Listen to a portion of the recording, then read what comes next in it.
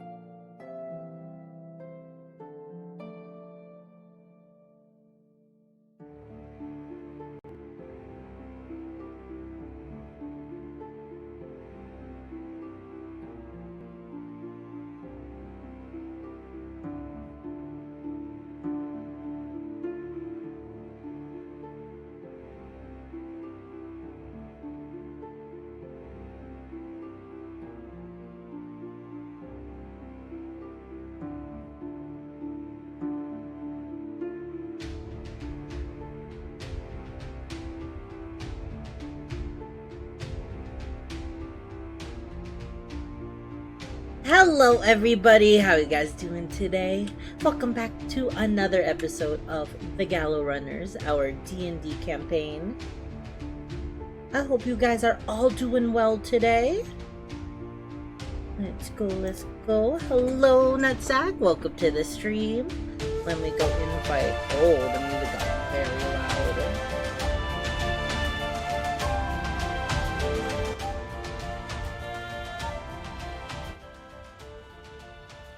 There we go. Hope everybody is doing well. Let me go invite my players real quick.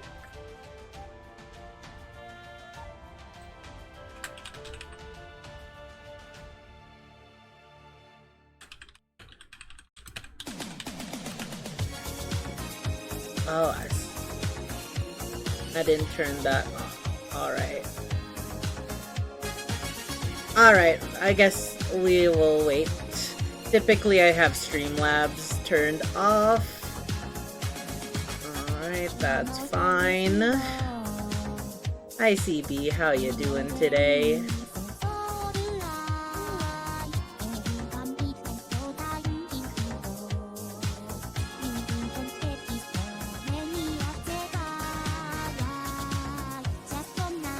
Alright, actually I'm gonna be right back. I just need to do a few quick things. BRB.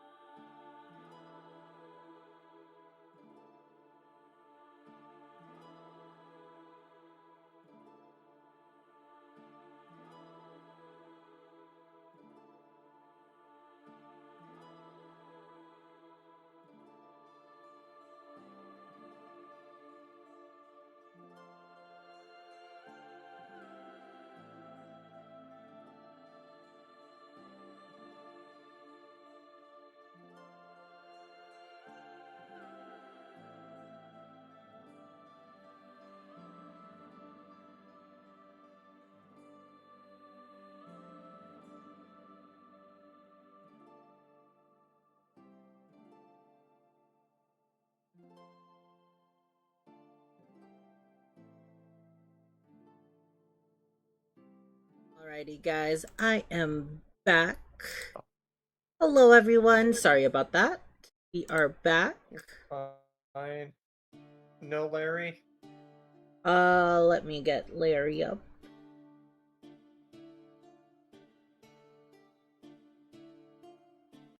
Hopefully I'm not too laggy. The internet loves fluctuating. Is Larry up? Larry's here. Alright.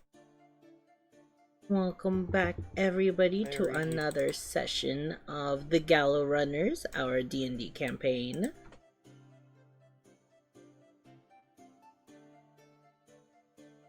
How are you guys doing? Yes.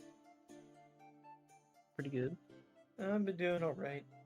Nice, nice. Well, it is just the two of us for the moment. Beyond Time is currently on a trip right now, and Link will be joining us later, hopefully. So we are just a party of two at the moment. Just the two of us. Oh, but yeah, Song reference.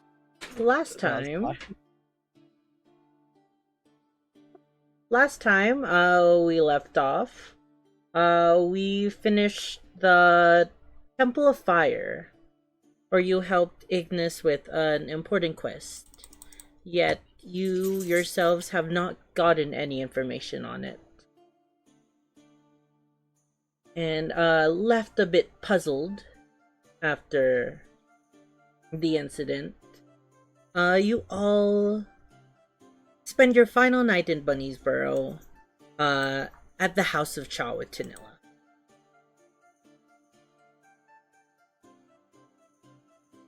Am I leaving out anything? I don't think so.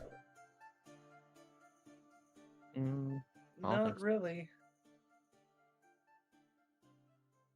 And that's quite literally what happened. Yeah. And yeah, you spent the rest of your night with Tanilla, or at Tanilla's.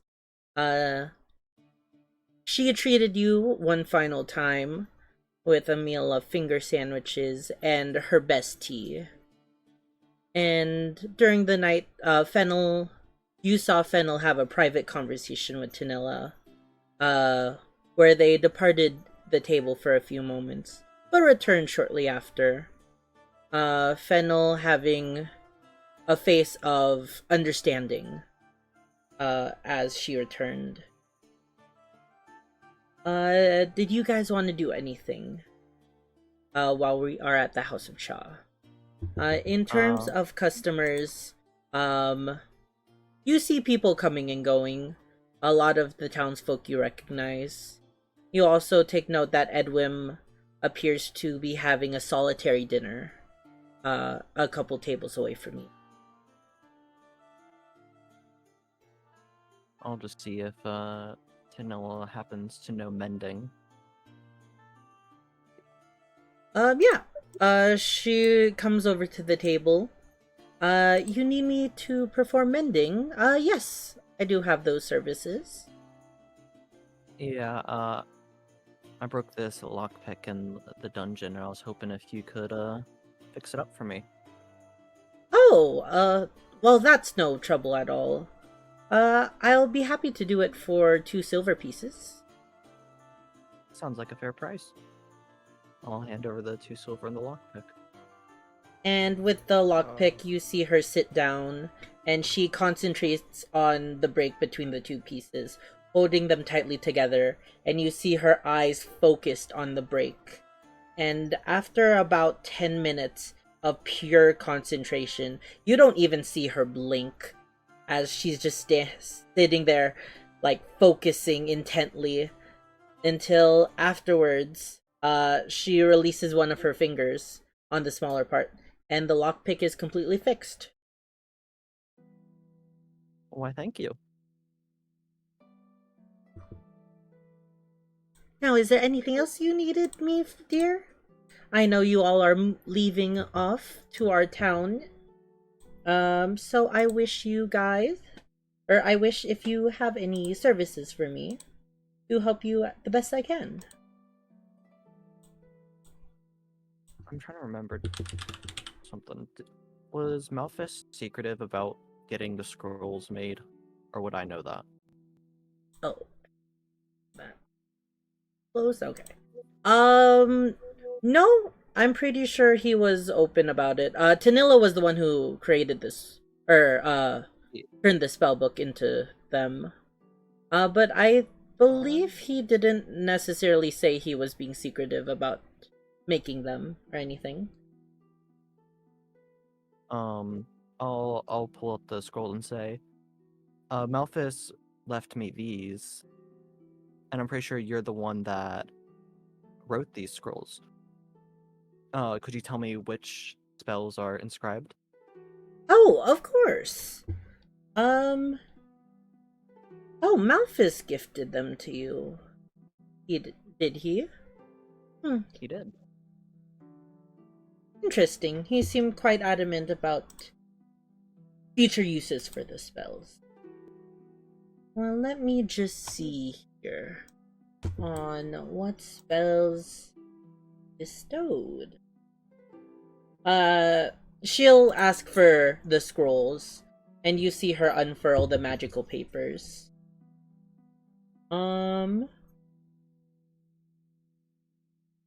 According to Malphus, he gave you 2 scrolls. Well, this first scroll here, and it has a light pink aura to it. This appears to be the scroll of Hold Person that I made. Are you familiar with this spell, sweetie? I believe so. Alright. And this one.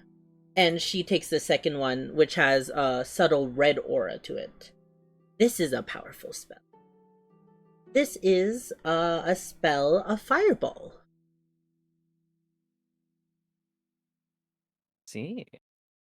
Yes, a quite dangerous spell, if not used on the right hands.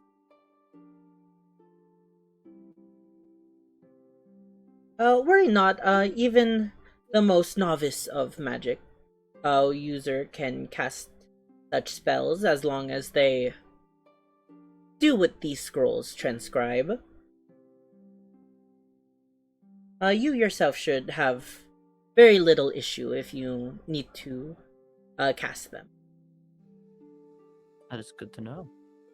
Of course. Now, is there anything anyone wanted to discuss?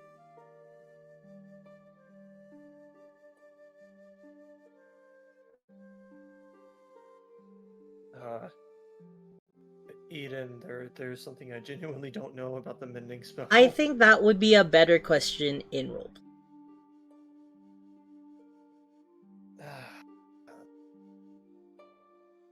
Okay, I'm gonna ask that question. Alright.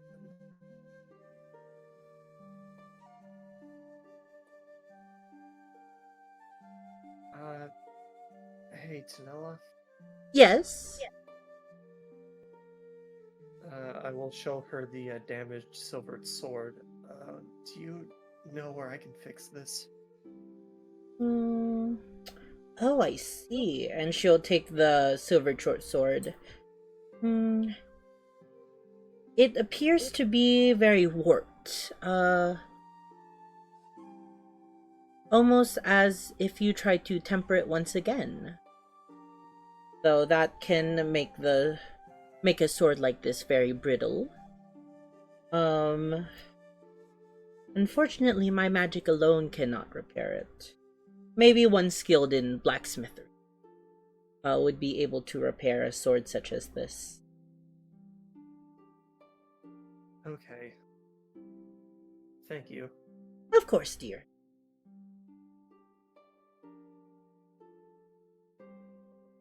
I will put the sword back.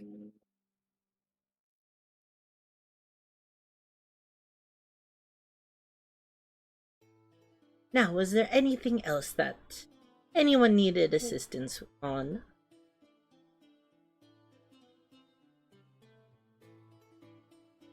I think I'm good. I'm fine. Alrighty, well, if I would like to just say one final time, I appreciate you all for your patronage over these last couple weeks. And thank you once again for all the help that you did for Bunny Burrow. Of course. No problem. And she will walk away.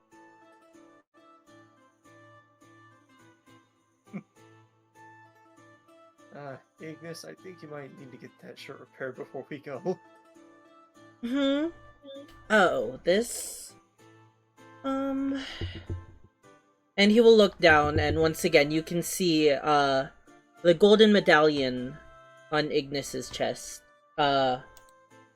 as the rest of the cloth that once was surrounding it has now been singed off. Oh, I could sew it up myself just fine.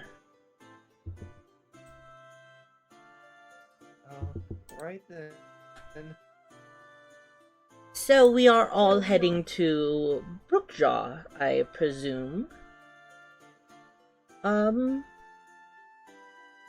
think I will accompany you, on your trek. But didn't Edwin mention going through the forest? Edwin never mentioned Brookjaw. Oh, well, that's just a hop, skip, and a jump, to Brookjaw, so at least for the travel, I will join you then. No, I think he did mention Brookjaw. He Or so even if- he did the first time, but after the whole Malthus thing in the last session, he actually didn't. He mentioned going through the forest to Derricks Blade. He did not mention going around Brookjaw or Linger. I do remember that. You are correct. Well, at least allow me to accompany you until we must part ways. I have grown quite fond of you all. You are very helpful allies. Mm-hmm. But whatever is wrong, Bess? You seem a bit perturbed. Oh, nothing.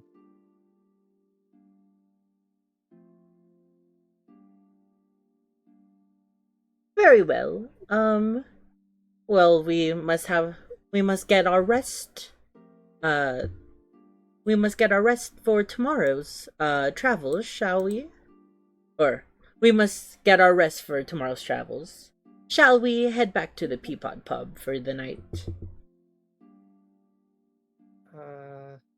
Sure, I guess so. I could use a nap, Ben will say. Alright, I will go back to Master, but make sure you get up quite early for our travels. Bye, everyone. Wait, Freddy, do you know how early we leave? Master said that the caravan is all ready and prepared. At the crack of dawn, I believe. I don't know who's Dawn and why we're looking at her crack, but... And he says that muttering.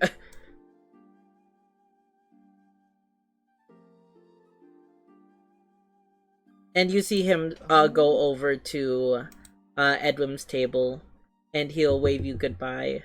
Edwin just looks at you all. You also notice that there is a whole mess of papers in front of him beside his meal.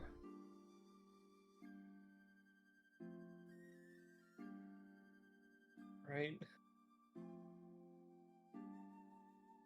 Before I leave, I'm just gonna quickly take out my journal, write a little note in it, and then put it back in the bag. Ooh, what you writing? Then it will pop over around your shoulder, Naomi. Just a to-do list in the future. Ooh, make sure you get some really good food, okay? Alright, I'll be sure to do that too. Uh, Right. Are you gonna write it down? I write it down.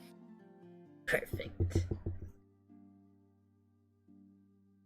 And Yeah, Fennel. that's fine.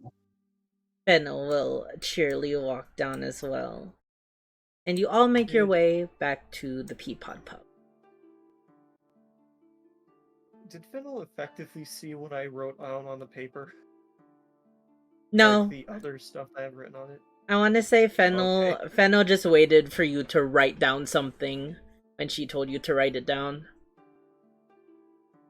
Oh, okay. Just want to ask that, just to get perspective. Freddy's not here. And with that, the four of you return back to the Peapod Pub, where you find the pub pretty empty for tonight. Tully and Magdalena are there, of course. But by the time you arrive, there doesn't seem to be much patronage. Maybe the few drunkards that frequent sleeping over for the night. Other than that, though, you decide to head up and rest up for the night.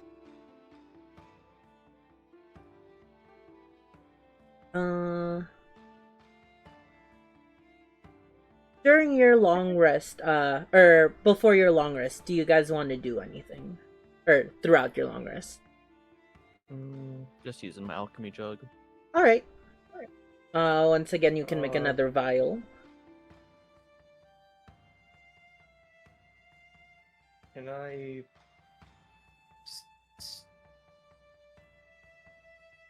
study at least a mushroom? Yes. Roll me a nature or survival check. Alright, nature, survival, which one? And then how many mushrooms do you favorite? have left? Gotta roll that. That is a bad number, but I have 3. Alright.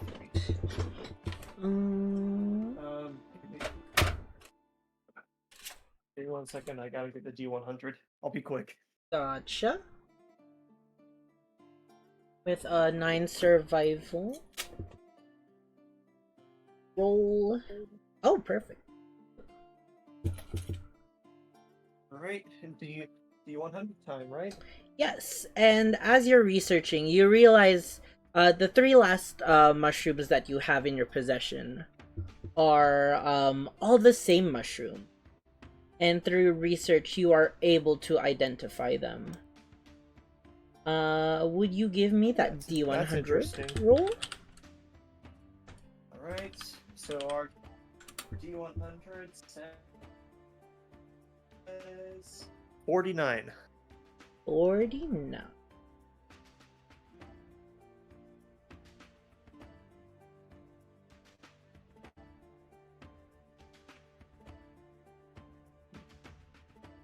Mushroom Oh, number interesting. 49. Yes, and as I said, you recognize that all 3 of these last mushrooms that you had in your possession are all similar in nature. They all appear to be a type of mushroom called a willow shroom. Hundreds of small strands hang down from the mushroom, making it look like a willow tree. Inherently, it has no effect, but it can be made into a poison that both deals 1d4 damage each minute and dulls the senses, causing an afflicted creature to be unable to feel pain.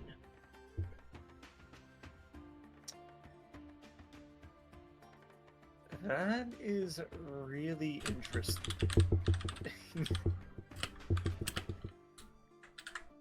And like I said, inherently you recognize that it doesn't have any properties. Though diluted into a poison, you find it may be helpful. So you wonder what for. you yourself can't think of a good reason that these mushrooms should be used. And you worry of the ill intentions that it could cause in the future.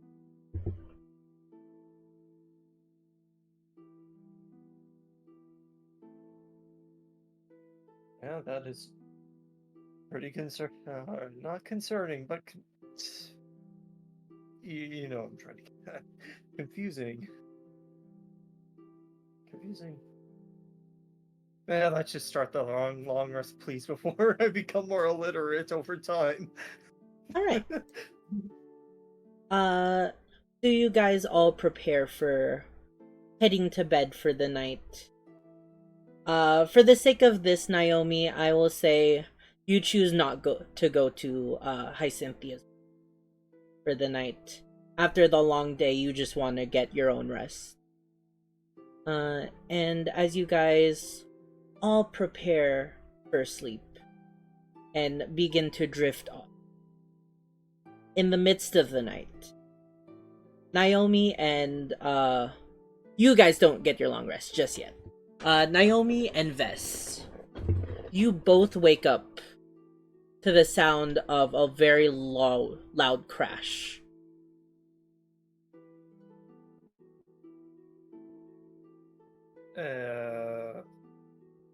What do you guys do? I'm gonna get up and walk out of the door. Alright, Vess? I'll walk out too. Alright. What's going on? And as the two of you walk out of the room, you see the door of Ignis's room crash open as a face you've only seen in passing. A man wearing a cloak and studded leather armor. You assume it's some kind of dwarven or human man, but he's very tall, maybe 8 to 9 feet. And you see he only has an eye patch, crashing out of Ignis's room. In one hand, you see him holding a book. A similar book, or a familiar book than what you've seen. It appears to be the book that you rescued, or recovered from the House of Fire.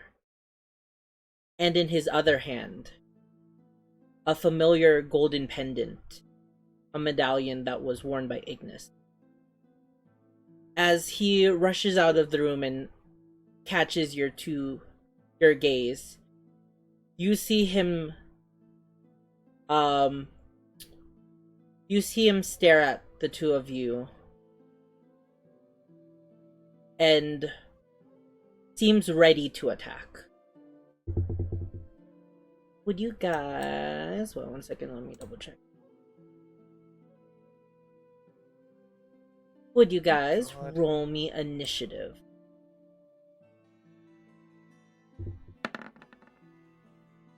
Oh, this is really bad. I do not have spells. Wow, it was that 6, not the 14. Right? But I do have something. I do have something that might work though. I will say, what do you call it? Fennel Slip is sleeping through this. Naomi, you know this. Yes. Let me just double check something.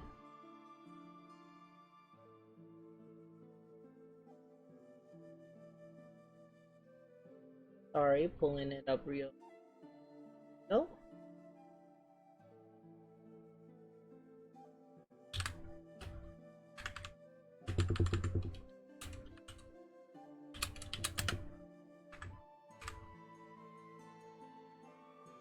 Alright.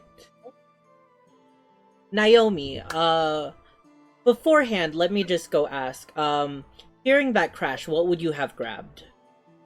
You have a quick moment to grab something in your hands. The thing that would make the most sense is the bow, because that would be the weapon that's right next to me at all times with the quiver. Got it. Alright. Yes, you in your pajamas, with only your bow and a few arrows, in hand, you are the first to attack. Or first to engage. Could you repeat that last bit again? You are the first to engage. What would you like to do?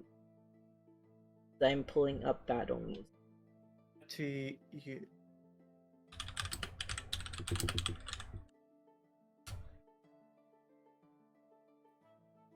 Hey, when it comes This is the world's Oh, first reusable Delta's breaking. Art- We can remove up to 10 shot. times more do I announce it before or after I roll? I am just You broke for like half curious. of that. Could you repeat Hello? that question? Reconnecting. Oh, I assume that's with the quiver. You were asking, do you say you use it before or after you rolled a hit? Yeah, the charge shot, the one, the quiver. Yes, the quiver. Before or after the roll?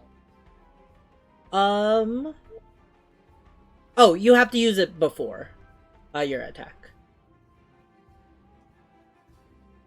Okay, so I'm going to use my old charge shot and choose a net. All right. Alright. 17 does not hit. 17 hit? A 17 That does is not hit. surprisingly shocking. As you actually see this man drop the book for just a second and catch the arrow in his hand, and in a quick grasp he shatters the arrow in two. A one-trick pony, I see. Alright, I'm gonna shoot him again. Alright. A 19 will 19. hit. Right. I'll tell you after Eight. session, but I will say you are very close on that second shot to hit. 8 piercing.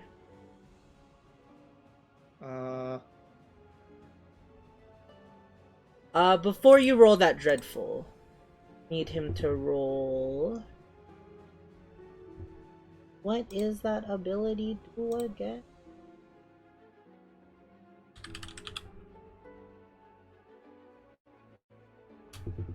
Sorry, wait 1 second. I have it on his NPC sheet, but I don't have the description. Because I ran out of time. Got it.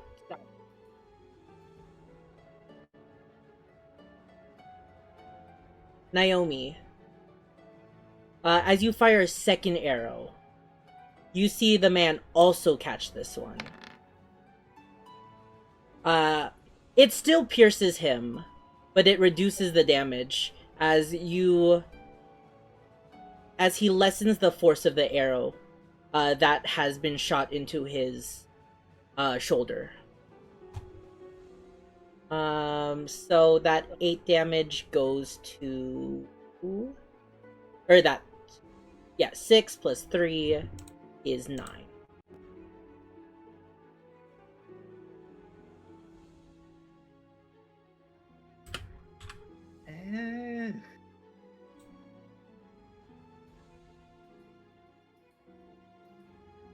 And you see this man once again, actually, as you see, the arrow strike him when he tried to catch it, from his other hand, you see, the medallion fall out of his grasp as he struggles to pull the arrow out.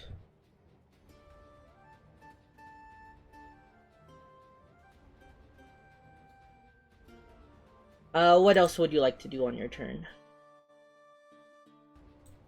You still have your bonus action and movement.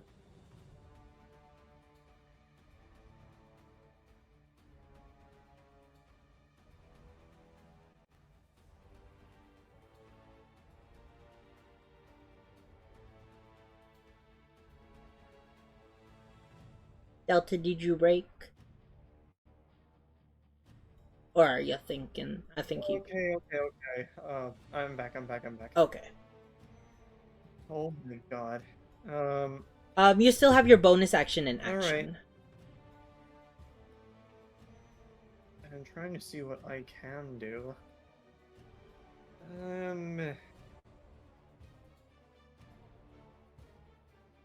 Do I? I really do not have much that I can do. This is weird. How much movement is it to, No. No. Go around.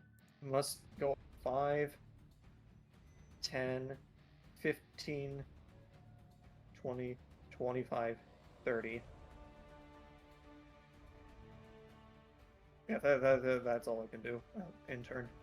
Alright. You see this large man pick up the book once again. The important thing is the book, you assume, to him. And he grasps it tightly. And he'll move his way 5, 10, 15. And with his open fist, you see him punch the wall.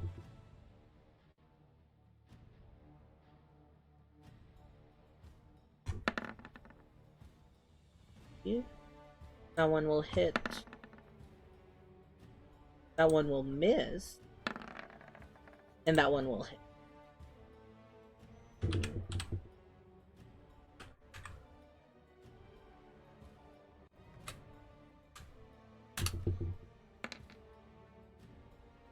Oh, that should be plus. This plus. So 18 damage. As you see him rush over to this barren wall, you see him go 1 punch into the wall, 2 it's sliding off, and 3 striking the wall again. Until you notice a sizable hole.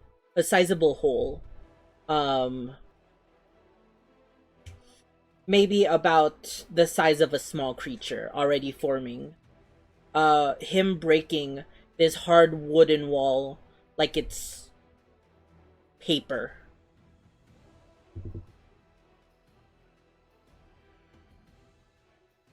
And then he will turn to you all.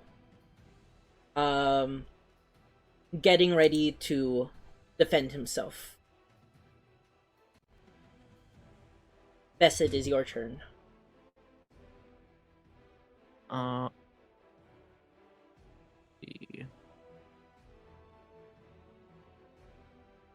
I'll go 5, 10, 15, 20.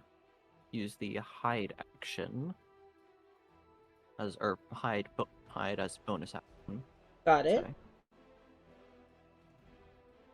You disappear. To everyone. And then I will move over here to peek out and throw a psychic blade at him. Gotcha. Roll with advantage. 16 will not hit. As he's readying any attack ready for him. And your psychic blade doesn't come into contact.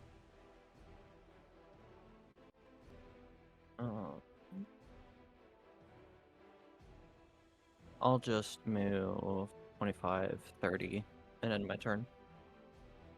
Alright.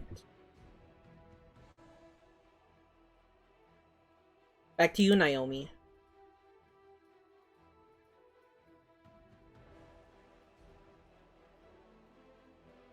Oh, God. This is weird. 15. If I move 15. Oh, actually, Naomi. Yeah. Before you move, I should do something. Since your start of initiative. As you are focusing on this enemy, you see something coming in the corner of your eyes, Naomi. It's Ignis crawling on the ground. You see his face. It looks like he's gasping for air, unable to breathe. Just as he's clinging weakly, trying to pull himself forward. And he sees the three of you. You catch his eyes, and it looks like he is injured or in pain in some kind of way. Now it's your turn. I'll give him initiative.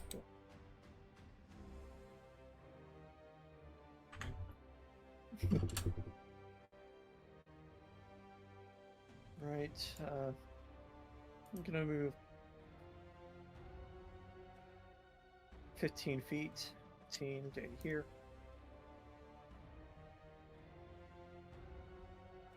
Clear shot.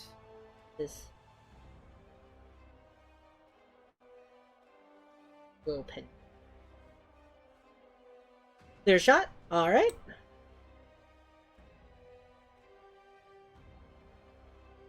Yep. And clear shot onto him, so I'm going to try shooting him. ×2. We'll see what happens. That will miss. And that one just hit. 18. Alright. 9 piercing. And dreadful question mark. Once again, he will... You see him catch the arrow in his hands. And...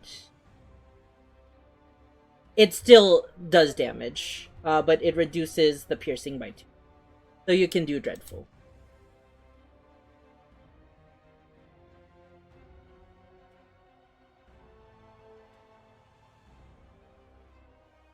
Okay, dreadful. Alright. Open up character sheet. Uh-oh. Come on. There we go. Dreadful. The dreadful roll. Didn't come out on my end.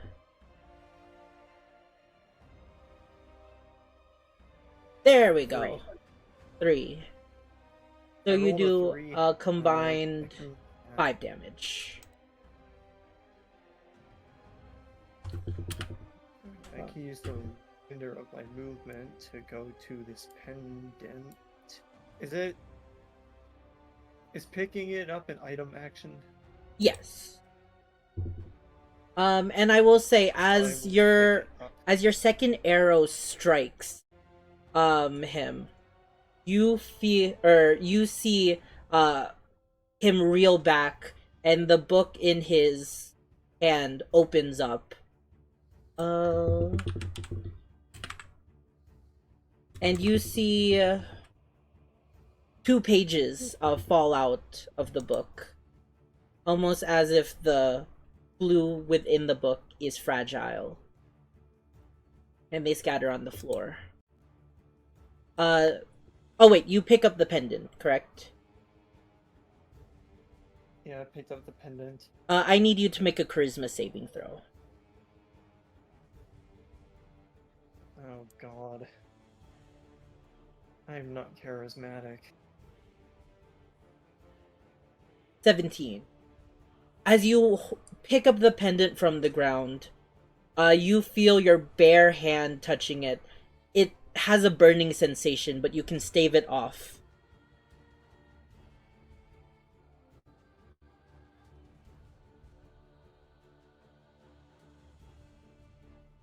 Huh. I really do not know if I should keep holding this thing. But it's not like I can do it this turn. Alright, is that the end of your turn? I don't... do not have any... should I... I'm going to... I'm paranoid. Healing potion. Alright. Oh, wait. hold on. Yeah, healing potion. Potion seems of to not- healing. Got it. You can roll for that. It's 2d4 plus 2. I remember this time it's not plus 4, it's plus 2.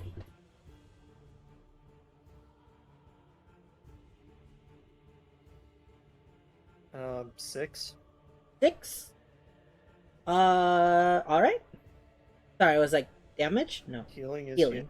Yeah, healing is healing. No. So healing Yeah, healing is healing.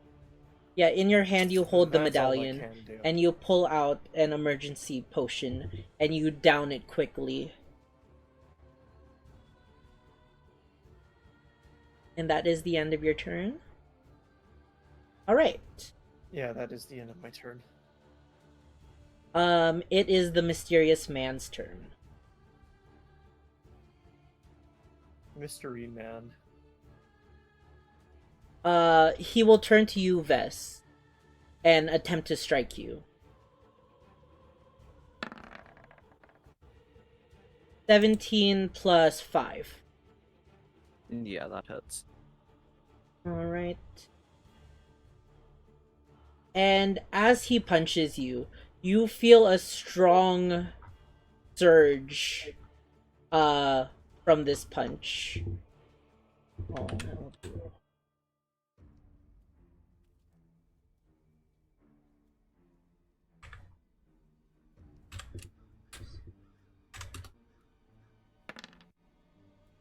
Ah, that's max damage. Doing 11 damage. But in addition to that, Bess, I need you to make a...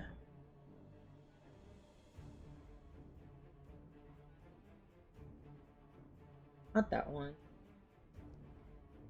There it is. Constitution saving throw. The DC was 16. You can use your uncanny dodge. And so you reduce the damage. But as you feel the punch, you feel your whole body from the feeling of this punch almost seize up. And you are paralyzed. Or you are stunned until the end of your next turn. Wow. Oh my god. Roll me a history check. Actually, Vess, as you are punched with this. Ready for the blows. Because though you aren't too familiar, you may know what's going on. Yes, you felt a similar strike before. Throughout your training with the Brotherhood, you know that there are certain people who have, filled their body and mind, or connected their body and mind in the form of ki. Those are typically people known as monks. And you have been punched by a very similar punch before. And you know that this man is using a form of ki to empower his attack, causing you to be stunned. And with that, he turns back to the wall as you're paralyzed, and will do another hit. And hit. Okay. Thing.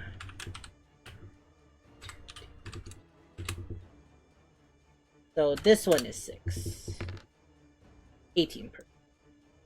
And Wait, paralyzed or stunned? stunned. He did the effects of stunning strike on. Not paralyzed, my bad. I was making sure. Yeah. As you see this man once again punch the wall, this time opening up the wall, this wall is like paper to him. It's nothing. And finally, you see him punch a sizable hole. He will turn to you, Naomi, and Vess, who you're stunned on the ground right now. And you see him leap from the second floor down to the ground below. 20, 30, 40. Vess. You are stunned, and you cannot do anything for the moment. A stunned creature is incapacitated, can't move, and can't speak freely. Creature automatically fails strength, dexterity saving throws, attack rolls against creature have it. I don't think you can do anything at the moment, Vess. Yeah, because I think my bonus action to throw something requires me using my action to hit or to attack first. So. Okay. And after a moment, you are unstunned and you feel your body revert back to normal. Ignis. You see Ignis, the life draining from Ignis's eyes for the second time today, Naomi, as he does one last as he falls unconscious.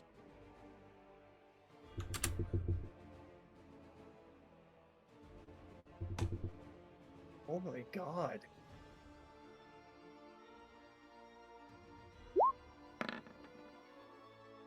Succeeding in one saving throw. He almost just fully got up. Okay. Naomi.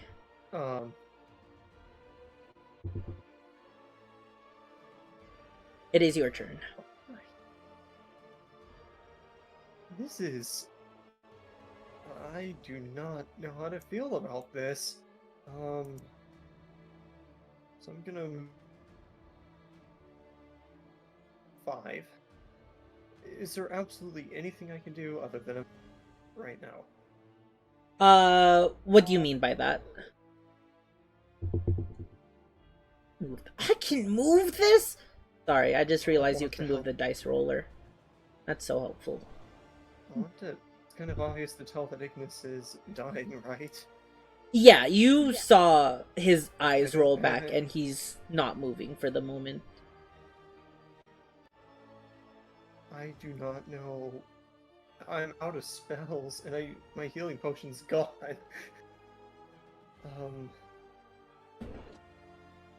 This is quite a predicament.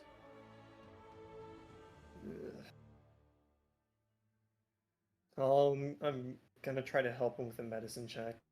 All right. Roll me a medicine check. I can't do anything else.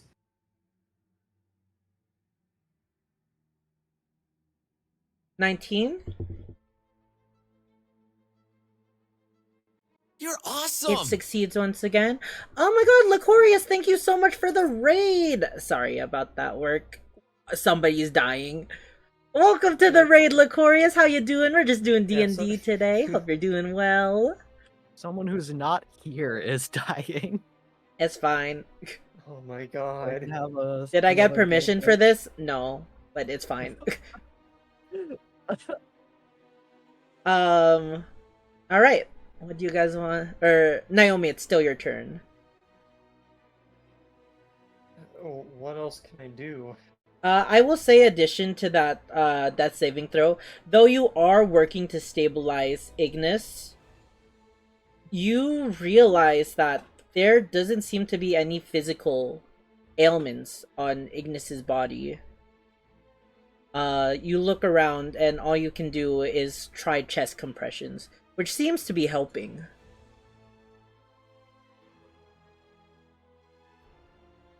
Can I use my item action to give Ignis the pendant? Yes, okay. Well, he can't hold it right now, but you can, like, place it on his body or something. Yeah, I'll place it on his body.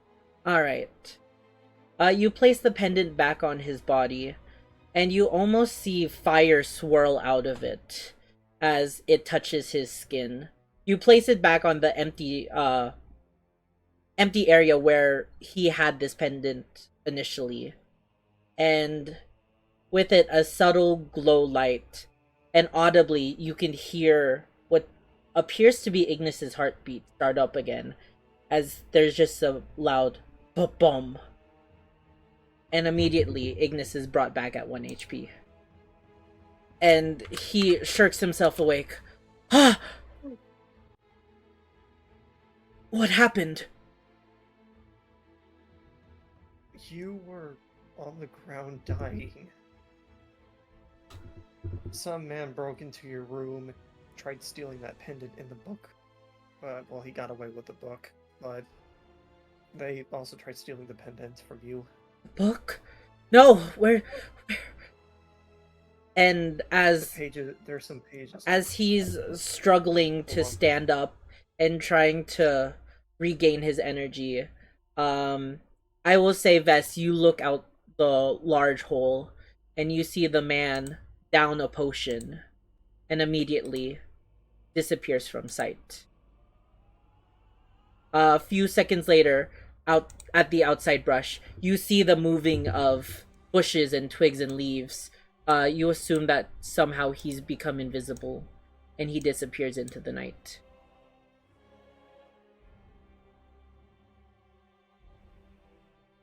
Alright, combat is over. Well, I'll pick up the pages that are on the ground. Alright. Ignis is trying to stand up. You see him clutching the medallion, keeping it on. It seems like the chain that once held it broke or was ripped off somehow. So the best he can do is hold it. And you see him shakily try to stand up. But it seems with much difficulty. Vess, while you are doing that, do you look at the pages? Yeah, I will. Alright. Are you Okay. doing this stealthily in any way? Actually, now that you mention it, Wait, what? I'll put the pages in my pocket for now. Okay. What Okay, happened? yeah. Yeah, I just got back. Okay. Vess witnessed the man turn invisible through a potion and disappear into the night. And Vess is now pocketing the 2 journal pages that fell out. Actually, I'll say a third one fell out as he was jumping out of the hole, or jumping down to the ground. So you have 3 journal pages on you, Vess. Inventory? I'll walk over to Ignis and ask to take a look at the medallion while it's still in his hand. He'll reel back. No! I'll No. out of my pocket, I'll pull out a spool of string.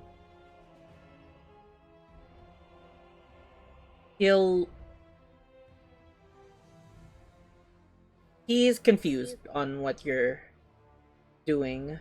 Still clutching the pendant. Seems like you need to have this pendant at you or on you at all times, so would be inconvenient to hold it the entire time, right? True. And he won't give you the pendant, but he will take the string from you and make a cord from it himself. And at this point, he will be able to stand up. The journal, what happened to it?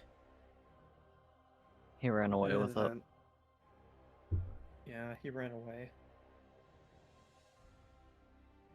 He'll walk over to the hole and look. Damn it!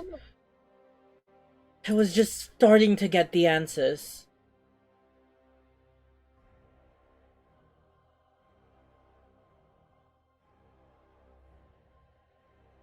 I wasn't able to fully read it. Find out.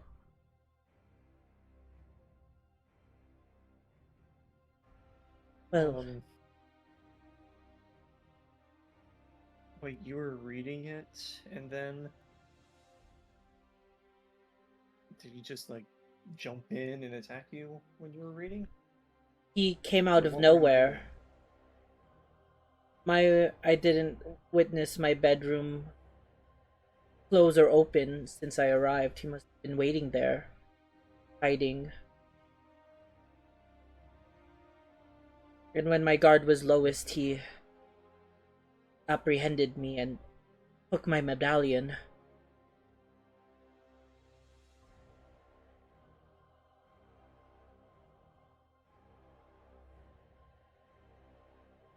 Come with me. We're gonna report this to the bartenders, and then we're gonna report it to the knights tomorrow. This is a Cottonelle toilet paper service announcement. Your toilet paper leaving you with an unclean Toilet feeling paper. You deserve Cottonelle Ultra Clean and Flushable wipes. Together. Okay. But Sorry. who said toilet paper? It was the ad. Does toilet paper exist? Probably I don't know. not. I feel like they would just use water at this point. We're not gonna get it. No, I don't. Yeah, I'm not much. Yeah, 1857 was when it was invented. No. If And the setting is medieval times, so. if the journal is gone, it's gone. What's important is I know where he is going. At least I think I do. It's even more paramount now that I make my way to Brookjaw before he can find the next medallion. Well, I am tired, so I will be heading to bed. Good night. And quickly, he rushes into his room and shuts it behind him.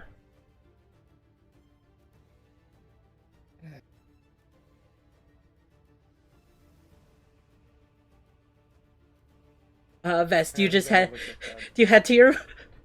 Yeah. Just alright. That happened. Yeah. Oh, Um, the hole in the wall. You look at the hole in the wall. It's a sizable hole. You do think you still should report it to the bartenders or to the tavern owners. But I'll say that you do, and they inspect it all. They get your story. I'm also gonna say that I describe the man to them. Oh, that sounds like the man that was staying in the other room. He was a patron of the Peapod Pub.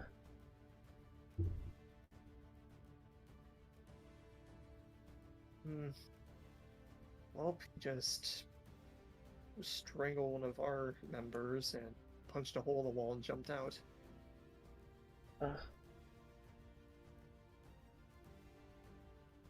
The knights are probably have all retired for the night, but I will see what I can do. You see Tully leave the Peapod Pub. Magdalena will just say, never you worry, just make sure you get some rest. Right, I will. I say that in a nice tone. Sorry. That was kind of mean. You see Magdalena, Bess, what have you been doing? I'll say this has been about like 20 minutes. Probably just trying to get back to sleep.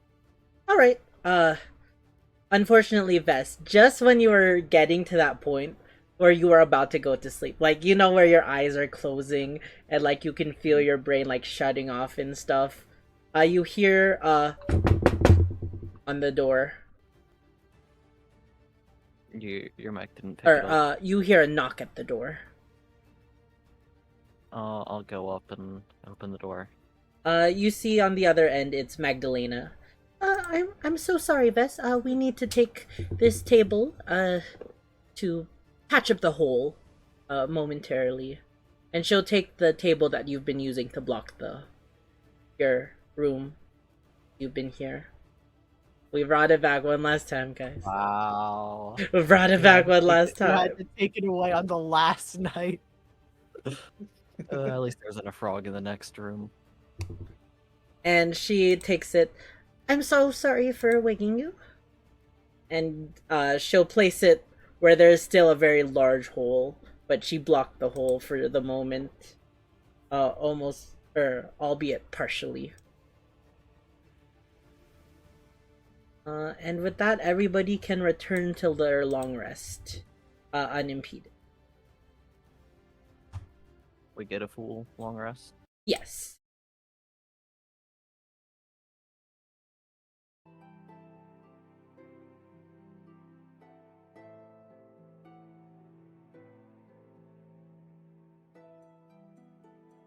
Good thing I didn't do what I was about to do during that fight. It would have been a different story. What were you gonna do?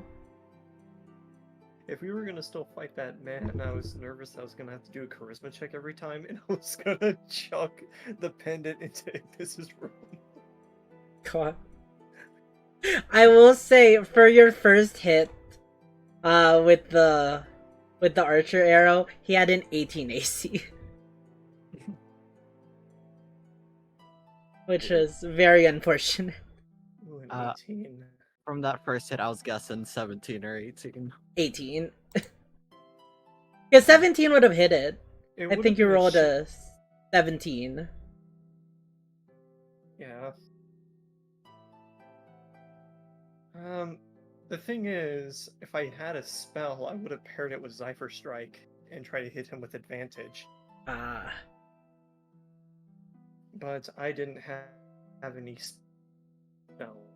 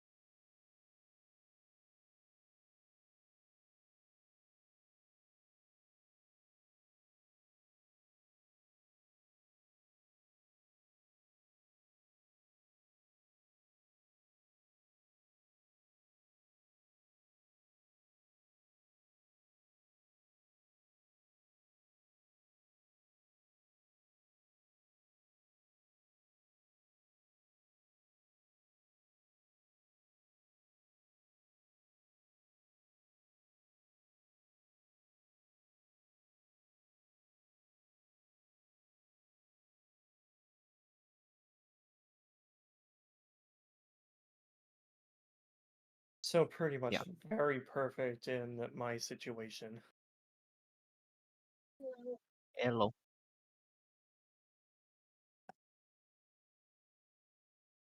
Nah, it's fine. You're fine, it happens. While you do that, I'm going to quickly check if there's any food in the fridge. So I will be right back in like maybe a minute.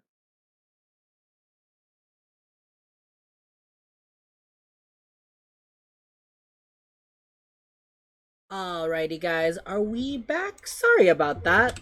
My PC just ended up overheating for some reason. Which Wasn't even is... playing Final Fantasy this time. I know. I was like, it's been a while since it did that. I didn't have my fan on, albeit, but typically don't have it for D&D and it should be fine. I don't know. Well, we are back. Delta is just taking a quick break. But yes, I just came back. Oh, let's go. Yeah, everybody, Yeah. benefits from a long rest. Let me make sure that Ignis gets that.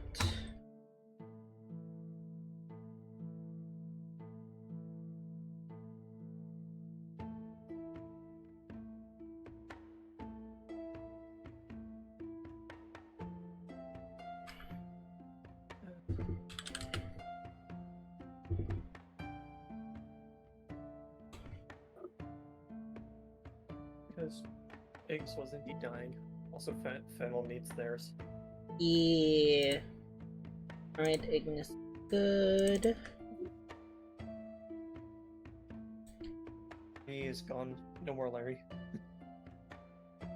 And good. Let me get Larry back in this call. There we go. Alright, I think we are He's back. all good and all back. Yes. That was chaos. But yeah. I will say you barely just get the remarks of a long rest. As not too long after you just woken up, you all hear a knocking at each of your doors. It comes to you first, Vess, then to Naomi and Fennel's room, and then lastly Ignis.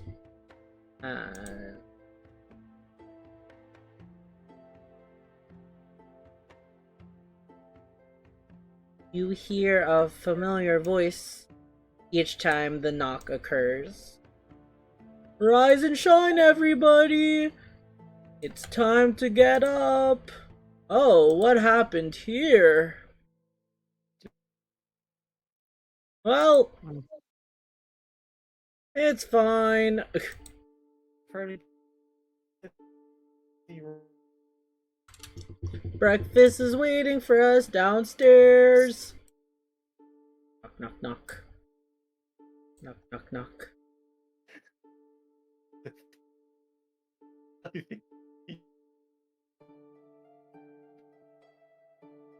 And after everybody has woken up and reconvened at the regular table, you're breaking up a bit, Delta.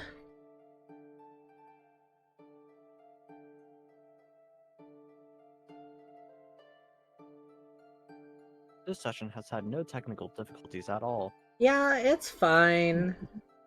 It's just the breaky session. I'm just waiting for like my Wi-Fi to go out now or something.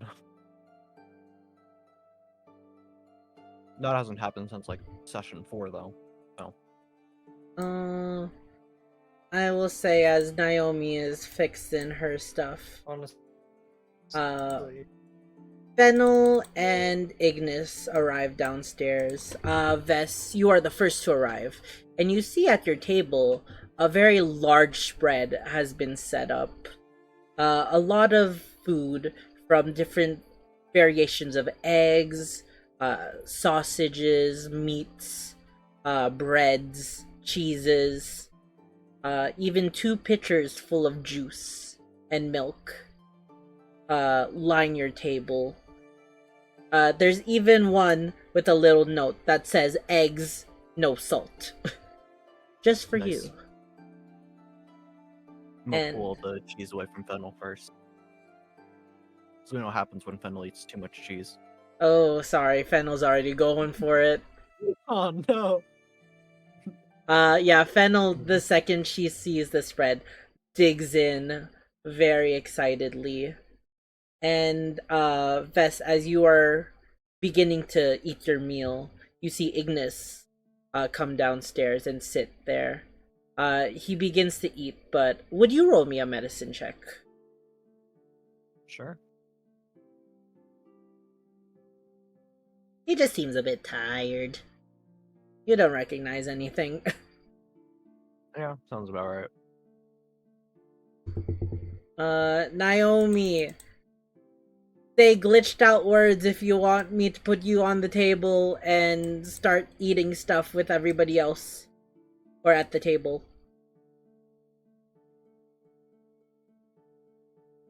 I'm gonna put her at the table. Naomi starts eating as well.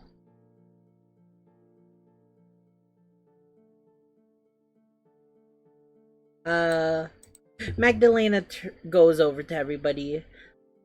We wanted to give you one last delicious meal before heading out from Bunny's Burrow, as a final thanks for everything you've done. We appreciate that. Now, is there any... Oh, Delta. I think the void is calling us.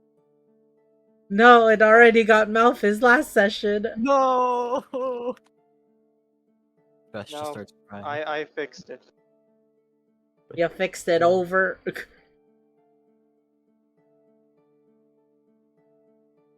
Oh, I don't think he fixed it. Oh no. Alright, we got a one-person no more- session. Hey, what? No more void. No more Let's go. void. No more Let's void. go. The void has been expired. The fact he Oh, said no. that and Void has couldn't been even say that expired. without I breaking can't is even so say anything funny. else. Yeah. I'm just calling this VOD the breaky session. Yeah. Oh no. This is so funny. Oh, he left roll 22. R.I.P.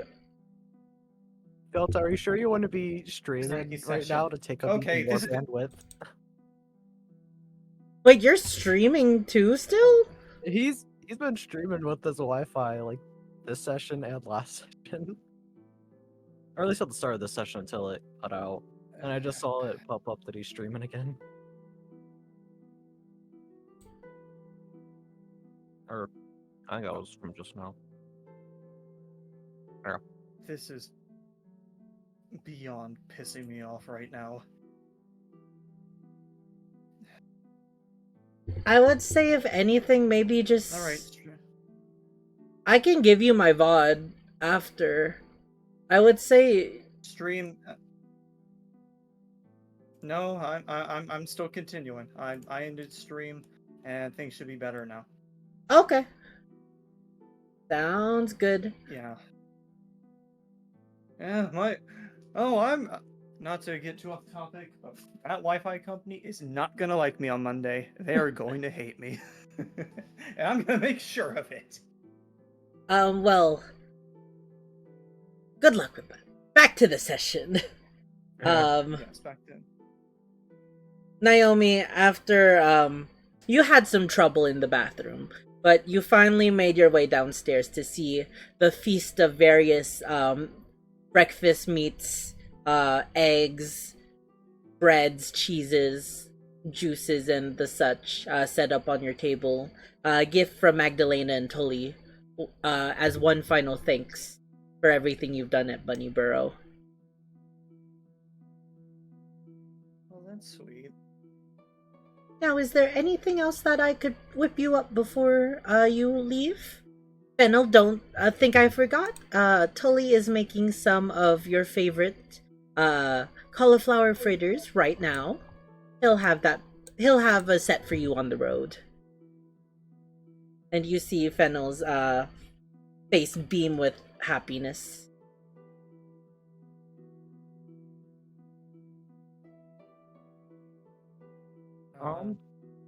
I mean, I'm good. Do you serve cinnamon toast? We could sprinkle some cinnamon on our normal toast. That works. She'll take a loaf of bread that was on the table, and after a few moments, she returns it, now fully sliced up with pieces of cinnamon just on it. And as she places it, she takes a sniff at you, Naomi. Oh, did you have your own cinnamon? Oh, no. I don't have any other cinnamon on me. She shrugs her shoulders and will go over. And as the five of you are eating, Freddy also joins for this meal because it's too good to pass up. If you guys want to interact with each other or Fennel or Ignis during this time, feel free to. Or we could just move on if you want. Must have probably just be quiet while eating. Okay. Yeah, I don't have too much to say either. Got it. A meal in silence. I'll say Fennel fills this silence as she is shoveling food in her mouth. Very unmannerly. She will be talking about all the good food that she's eaten in the past and saying, "Oh, this reminds me of this one time I went and had breakfast all the way over in one place, blah, blah, blah, blah, blah, blah, blah." And that is the majority of the conversation. That's funny. Finally, a familiar face. Edwin walks into the tavern. Ah, there you all are. We've successfully made our preparations. We will be leaving at this moment. Gather all your stuff from the room, and we will be departing post-haste. Right, sounds good to me. Alright.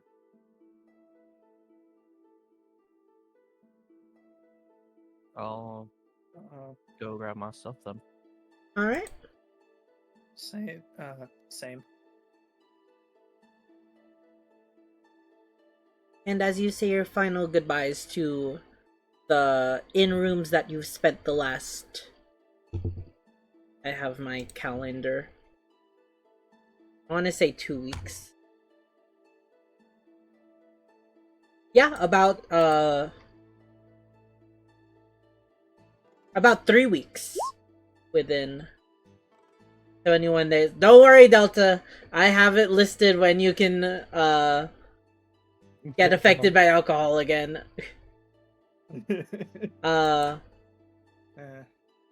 You say goodbye to your rooms that you've spent the past 3 weeks in, and you leave the Peapod pub for one last time. Outside of the Peapod pub, you see a crowd has gathered. All familiar faces that you see. What is that thing? I don't know. You see many familiar faces.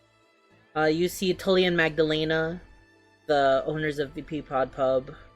You see the sisters of Meg and Penny. You see Jinthy. You see members of the Alican clan, Ninefoot, Kiri, and Yuden. Thank you. You see the lovely couple, the mayor, Basil Peters, and his wife Tanilla. And you see the 2 stationed knights, Holland and Lop. All there to greet you one last goodbye.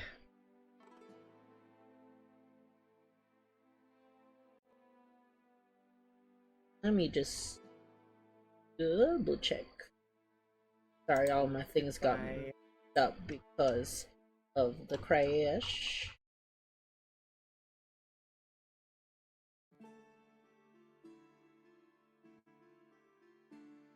We're still here. We're still alive.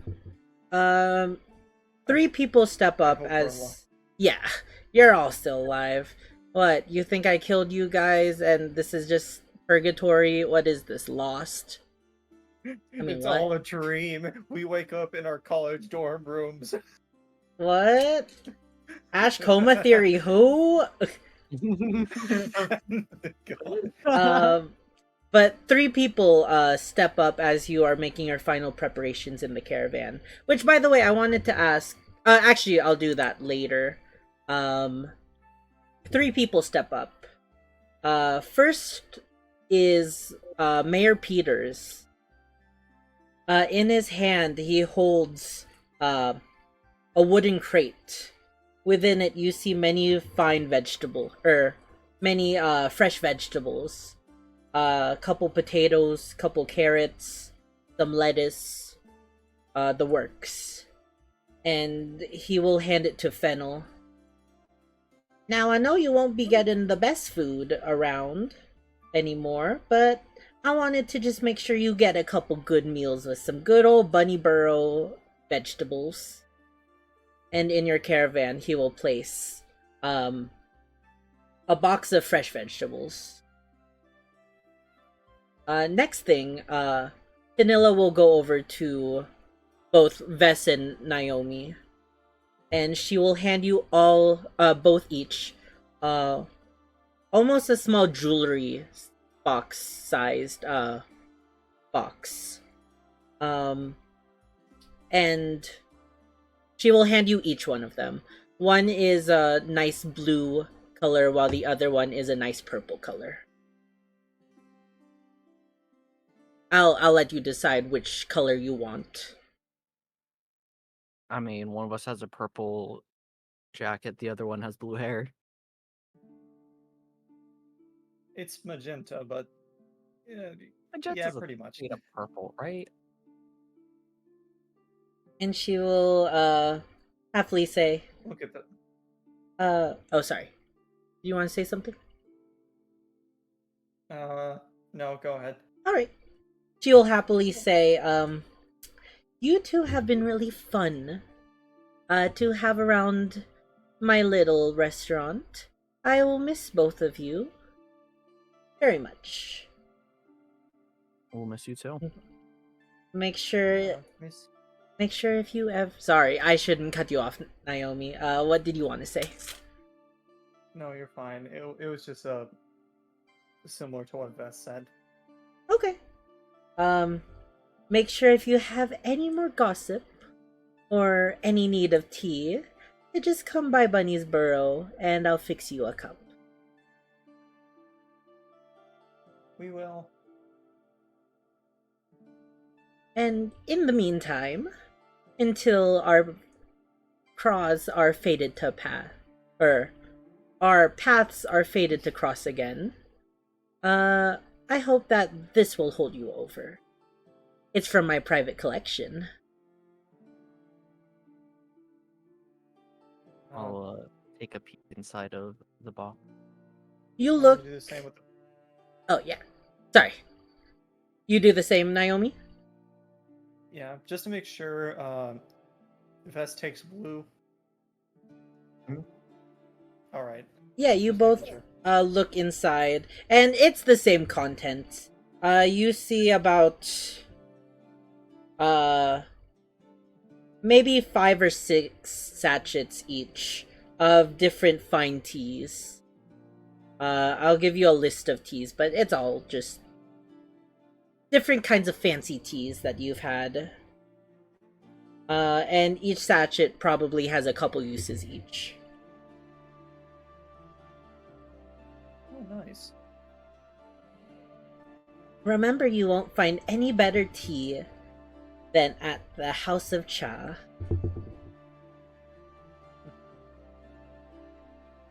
You really do make the best tea. And lastly, Finefoot will step up to the group as a whole.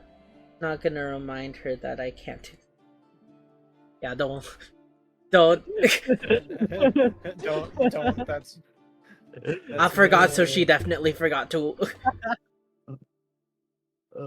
And lastly, Thinefoot will step up to the caravan.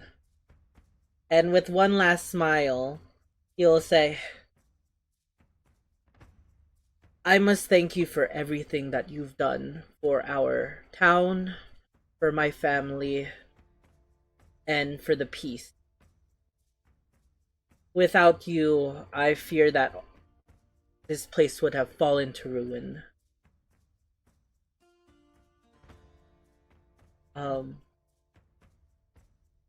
Now, if you ever need aid from I or any of the Alican clan, you need but to reach out, and the forces of the family will be there for you.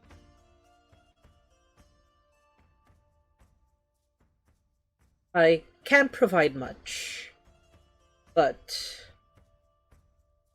I can give you this. And from his side, he will pull out what appears to be a laurel. What do you call it? A laurel headpiece. Made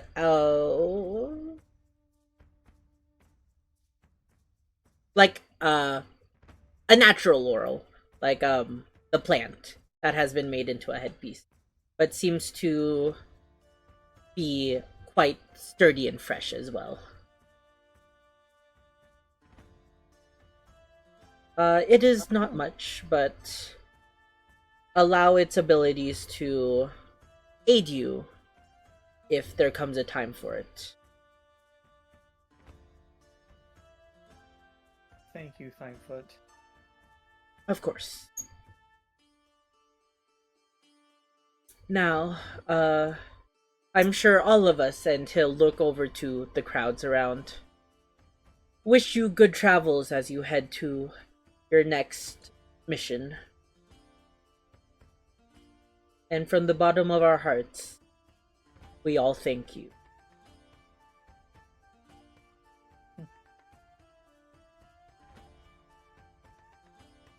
Who wants to take the laurel, by the way? I guess I can if there's no... You think Fennel might have? Fennel's too engrossed in the box of fresh veggies to have a word right now. Okay. I'll take the laurel and put it on for now, at least. Yeah. If Fennel does want it in the future, you can bring it up and ask her if... Yeah. Alright. Now, before we begin, I want to talk about cart order. How would everyone like to proceed? Does anyone want to stay up front with Edwin? Does someone want to stay in the rear and look outside of the cart in the back? Does anyone want to carry the cart, or do you want to stay within the cart as it travels along? I want to stay with Edwin. Okay. So Naomi takes a seat next to Edwin. Gotcha. Sit in the back. Sit in the back. Gotcha. I will say Fennel, Ignis, and Freddy all stay in the back. Yeah, they're just sitting in the cart for the moment. Is everybody ready for the journey ahead? Yes.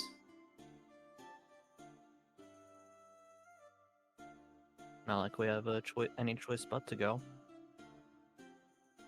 I'm good, Fennel will say. As am I. Ignis will chant. Freddy just shrugs. Okay. I realize I'm playing a majority of the characters on this travel. Oh boy, okay. Yeah. It's fine. Hopefully Ignis will be here soon. Hopefully. And with that, Okie dokie. you hear Edwin go, "Hya!" as he commands Misfire forward. And moving down the path, you all pass by the Steel and Soil, the House of Cha, and head away from Bunny's Burrow. The music ended at a perfect time. Yeah. Alright. Noise.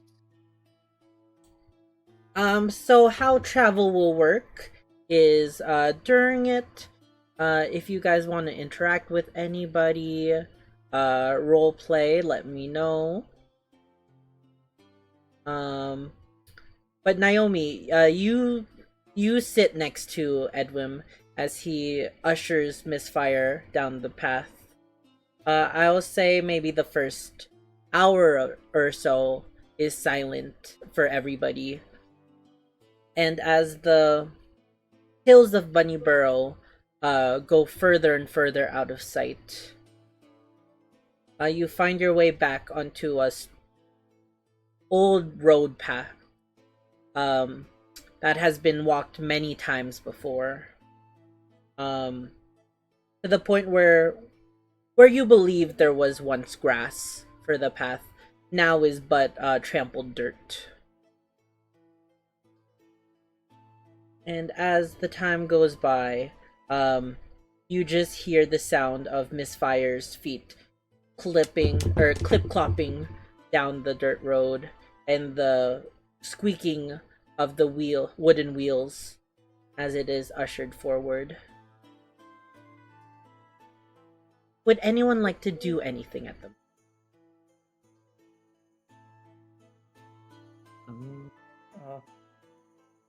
Not really. Can I look at Edwin to see how he is? Yeah. Roll me an insight check. Okey-dokey. Thank you for the shout out, Kuro. Appreciate it.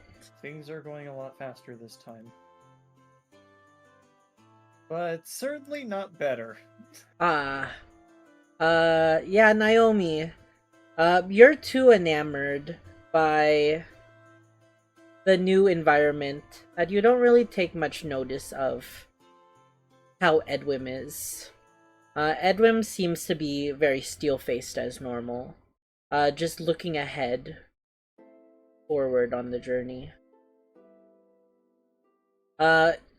Behind the both of you, there's that little slit on the cart that can be slid back and forth to see within the caravan.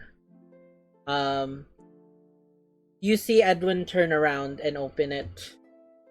Now, do you all remember where we're heading today? Or where we will be heading? You mentioned something about going through the forest? Yes, Naomi, correct. Our next location will be traveling to Derricks Blade. Now, as previously stated, the 3 towns that we will be visiting all have undergone some form of strange, unnatural phenomenon. For Bunniesboro, it was a mysterious killer. And for Derricks Blade, from our reports, we have heard that Derricks Blade has befallen a curse. For the likes of what that means, I have very little knowledge on it. But from the reports, it has been said that the curse started when Derricks Blade went missing.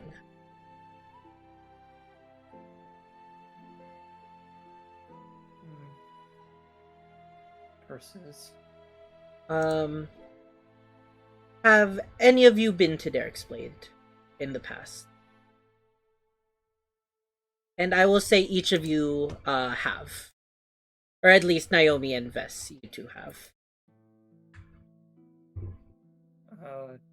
Yeah. I bet.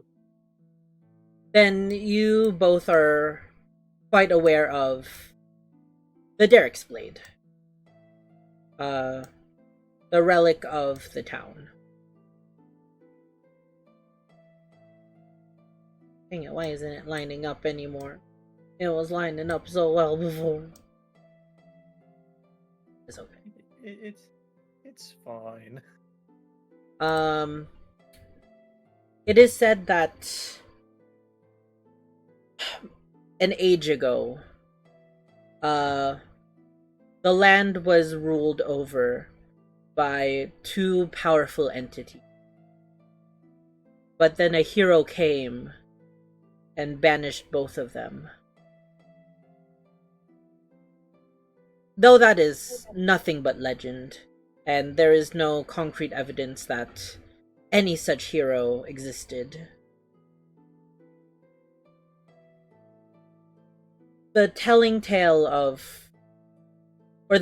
symbol of that tale was the hero's blade that rested within the center of the town, within a pedestal.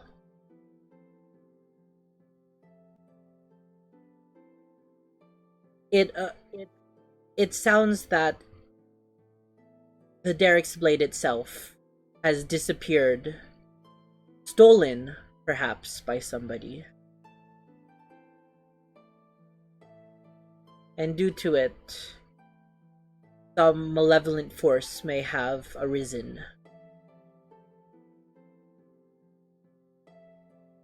Oh. I cannot quite say, as I only know the facts, but if that tale does come true, I believe that maybe we are dealing with some ancient malevolent force.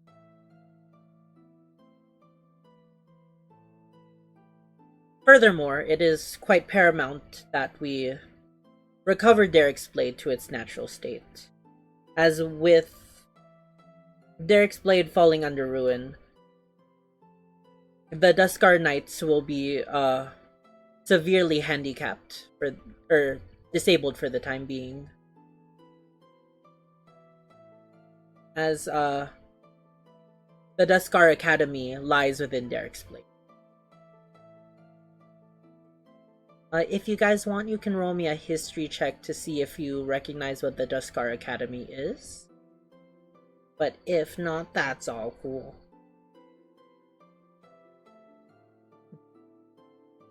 Alright, history. You have little idea. Naomi, you also. Ouch.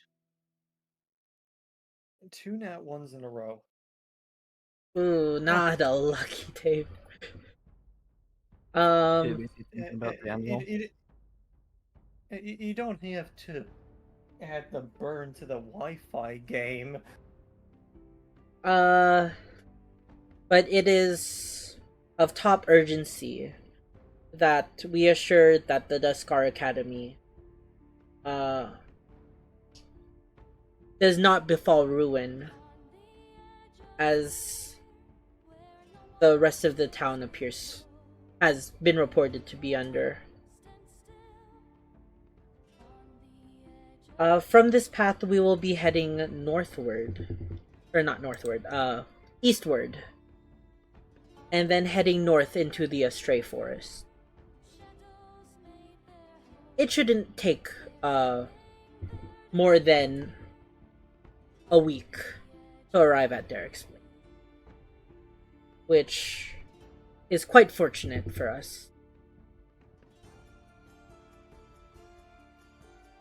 Does anyone have any questions on the path ahead?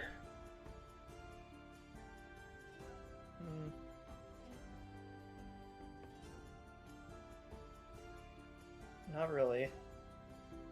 Yeah. Very well.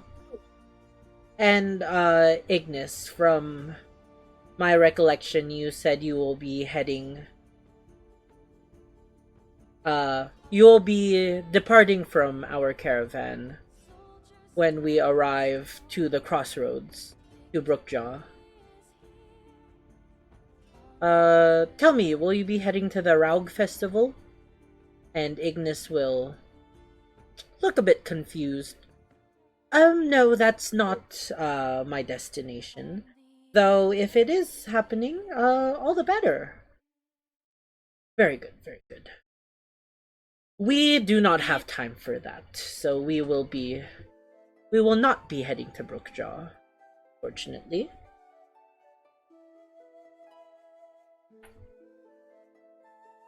But, in any case, that will be the next leg of our journey. And I will see it that we make it there safely.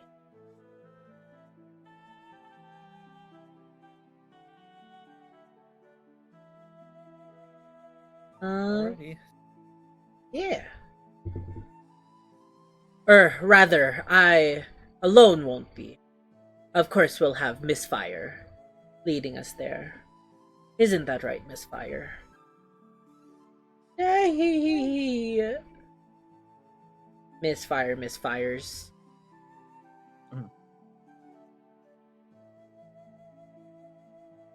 Alright. And with that, Vess, give me a perception check. Alrighty. As you are watching the town of Bunnyborough get ever and ever further to the point where you can't see it any longer.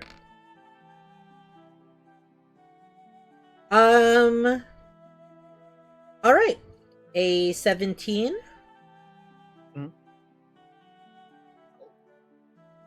Yeah. You succeed with that now.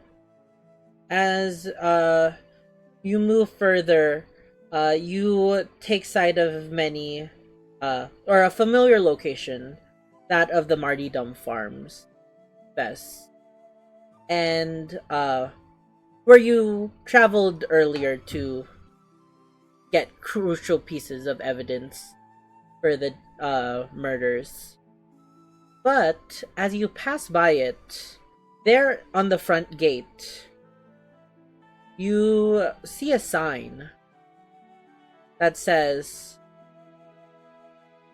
Future Construction Site for Empire Wines.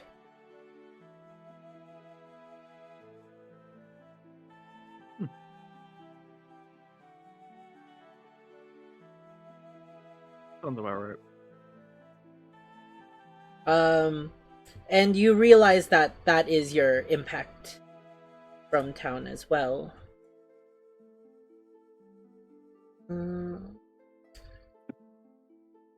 Now I will say you travel for about 5 to 6 hours unimpeded. Fennel at this time has been playing her viola, and during it, Ignis has just begun practicing some card tricks. You watch as, with sleight of hand, Ignis does his best to add some flair to his abilities, which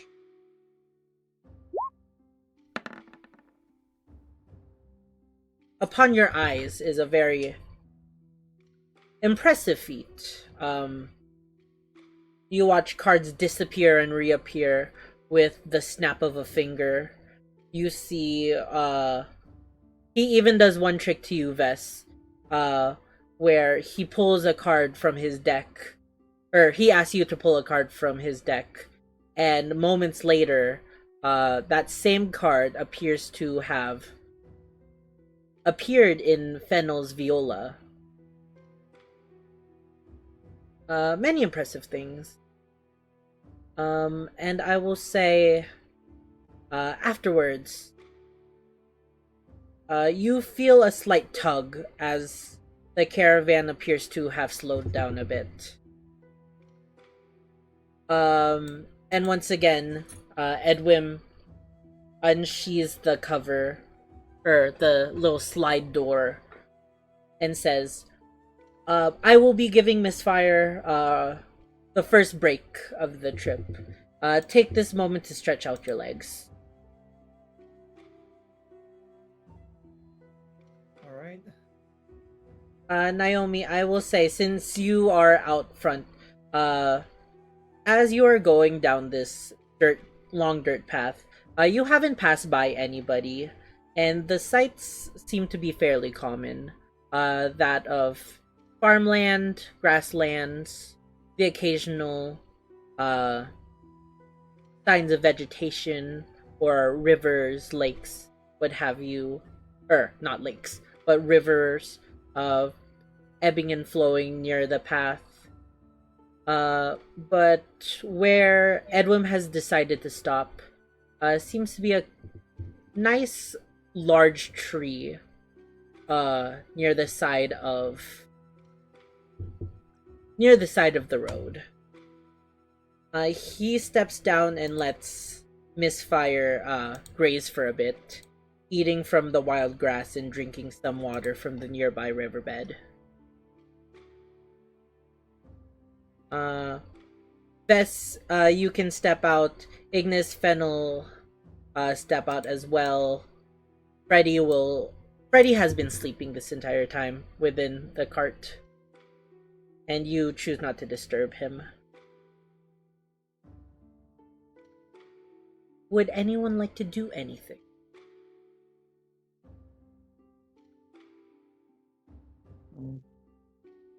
Best would probably try and climb the tree. All right. Yeah. Vest wanting right to back. stretch their legs a bit. Be right back, Delta. Yeah, no problem. Yeah, I'll be like a minute. All good, all good. Vess, yeah, you look at this large oak tree in front of you. Give me an investigation check. Investigation. Okay. Yeah, sounds about right. Hmm. Really low rolls day, I see. Yep. And you just see a very large tree. Um, and you swear that you see red orbs hanging from the tree, but it's too hard to see at the moment.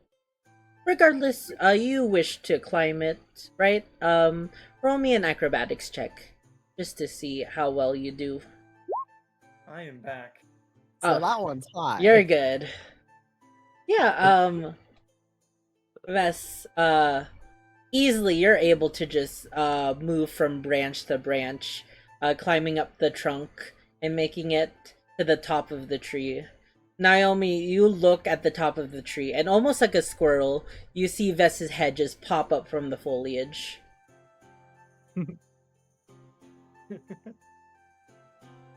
And Vess, now that you're up there, you also take note that on a few of the branches, you notice some red fruit hanging from it. I'll go over to one and pick and grab it. Alright. The natural red apple of this tree is very what do you call it? Asymmetrical. They aren't really any of those fancy schmancy apples. They're more just blah apples. But the red color does you do indicate appears that they probably are very fresh and very fine in taste, at least. I'll toss this one at Naomi. All right, roll me a improvised attack. I would say that's just a dexterity check. Yeah. 30-20. Naomi, what's your AC? Yeah, 15. I Naomi, see this though, don't I? Yeah, I'm looking at him. yeah. I will say that that you see. Actually, no. Vess went down into the foliage again. You once again don't see Vess, but you see popping out a red orb heading right towards you, and it makes contact, hitting you in the shoulder. I will Not doing any emphasize damage. wash, not throw. Yeah, I will say. Yeah, not doing any damage, but you see as the apple rolls onto the ground in front of you, and before you're able to react, you see Misfire there snatch the apple up and eat it in her big horse teeth. Hello, Ignis. Hey, Not the horse. Hello! Ignis, you almost died! Yeah. That sounds typical.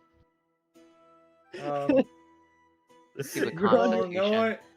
knowing that it came from the tree, I'm just gonna. Oh, that's not a. I was like, what, like, radius? I'm gonna. Vess hit me with an apple, so my natural reaction is to explode, guys, and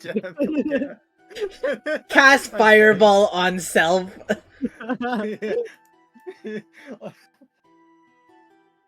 Oh yeah, did you do anything with what you messaged me earlier? Yes. Okay. So I do need to.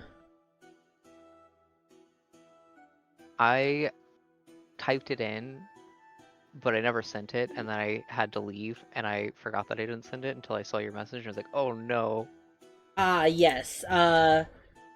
Some things did already happen. Okay. Let me pause a moment, just to let you know everything that went down, Ignis. Thank you. Yes, so the prior night, we're currently on the road traveling now. But the prior night, after you returned to the Peapod Pub, Ignis, you took no time at all to study the contents of the journal. And within the first page of the journal, you realized it was a letter. Reading it, you were quite confused, but you made your own points to it. And you were able to read up to... one second, sorry. Pulling up notes. You were able to read up to journal entry number 4. Before your eyes just couldn't anymore, as you already became unconscious the prior night. And you are ready to hit the sack, so to speak, go to bed for the night. But as you were standing up from the table after your research, a figure behind you attacked you, apprehended you, took the book and took your medallion. And immediately as you, as the medallion was taken off your person, you once again felt that, inability to breathe, that deep pain within. And as the man was going to escape, he broke a vase nearby, containing some water, alerting your friends. Doing their best, yet confused on the situation, they fended off the strange, large man. A man that you did recognize as a patron of the Peapod Pub. But you desperately, trying to stay conscious, had no ability to fight. The man eventually did escape, though, but not without your medallion, not without dropping your medallion and some of the pages of the book. Though by the time the battle concluded, you had fallen unconscious and began dying. When you recovered, though, Naomi returned to you the medallion, but they both informed you that he got away with the book's contents.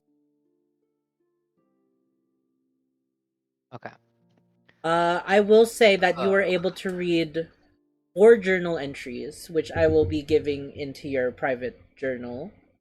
I actually have them all typed out right now. But it is a lot of reading, so I will just give you time to read it as we are playing. Oh, good. But yeah, after that, you hastily made it to your room. Had at least a bit of rest. Enough to get a full rest. And you decided that Brookjaw would be your next destination. However, you would be departing from the group as soon as you make it towards... departing from the caravan once you make it closer to Brookjaw, where everybody else is going to Derricks. And with that, we are now on the road to Derricks Blade.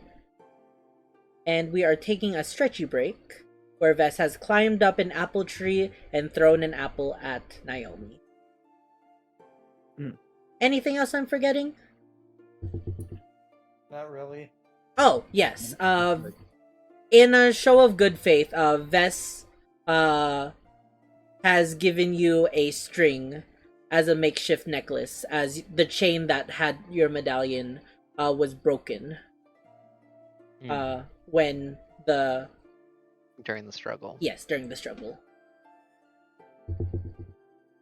How you fixed it is your choice. You could use it to connect the chain once again. The chain is still together, it's just has a broken clasp, essentially. Or a break in the chain. How long is this string? It was technically a spool of 10 feet. Oh. So you can fix it any way you want.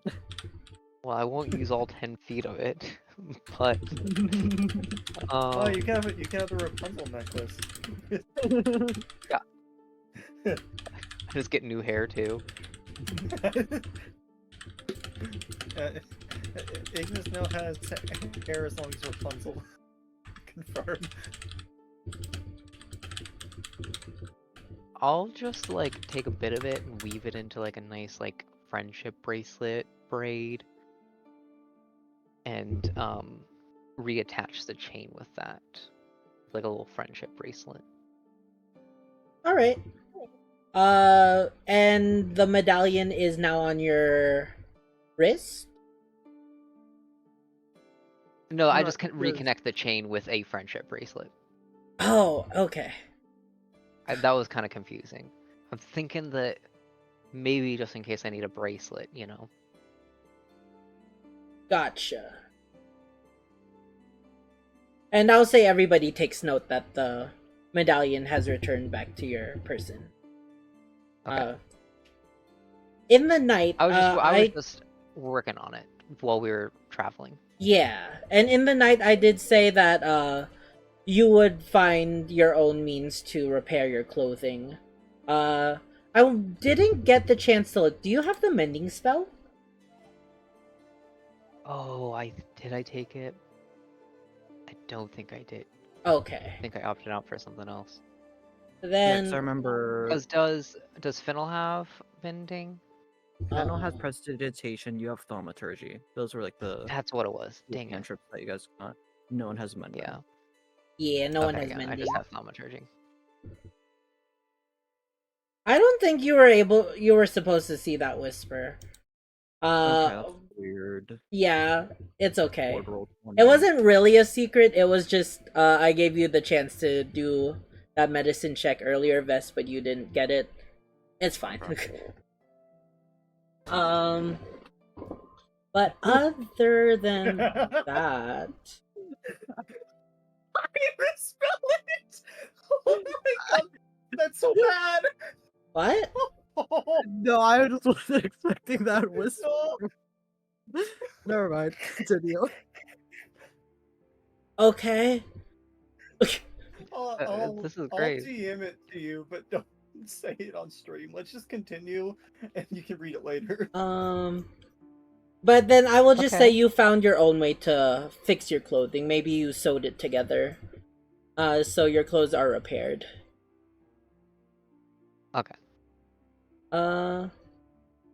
Other than that though, we can return back to the present, where currently, Mistfire is taking a quick 30-minute break to graze and to consume food and such.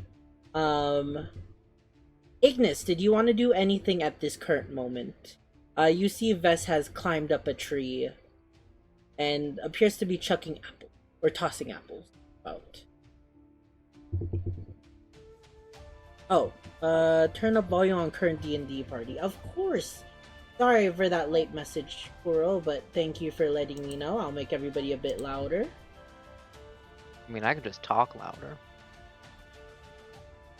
Oh. There we go. Okay, I think everybody should be Alrighty. louder now. Yeah. Probably.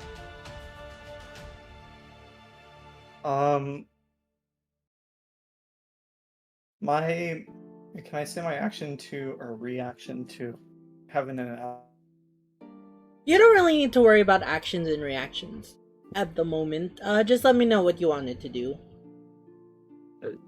run at me? Oh, okay. I just go over here to the caravan and I'm writing in my journal. Okay. That's all. Alright. Well, you're no. Well, she's no fun.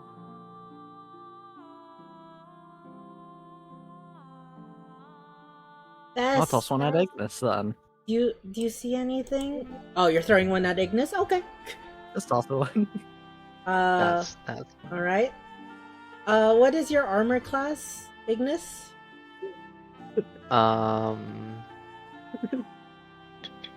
12. All right. Yeah, A you little bit definitely you actually nail Ignis right on the top of his top hat. And Ignis, you see a round object coming from the tree's foliage and bops you on the top, pushing your top hat down over your eyes. Oh, You're I blinded kind of just for a like, moment. yeah, I was gonna say, I just kind of fumble around trying to figure out how to get to see again. Found some apples. Ness, throw one I at can see that. me! Actually, I can't see anything. You hear Fennel screaming out. I'll I'll toss one at Fennel. What is Fennel's? See, 13. I'll Yeah. say less than 15. You hit her. I'll say you hit her right in the mouth, but she catches it, and you see her chomp Nice. down on it. Mine had a worm in it. Tough luck.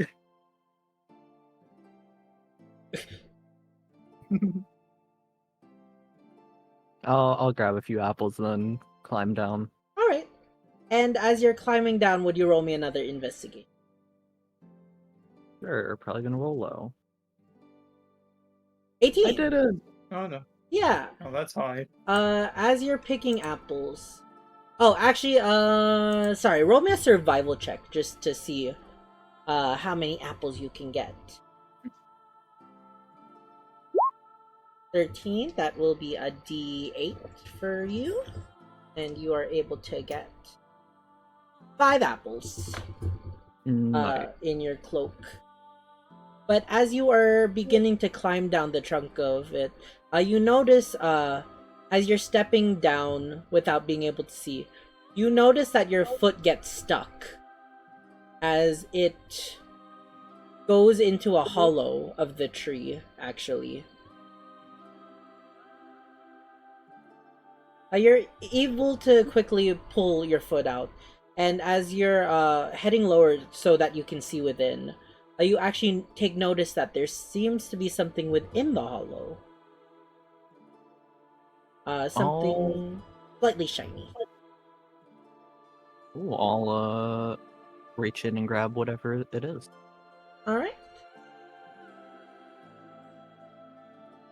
Roll me a dexterity saving throw. Dex saving throw. Yeah, DC is 23. No, Cool. the DC was a 2.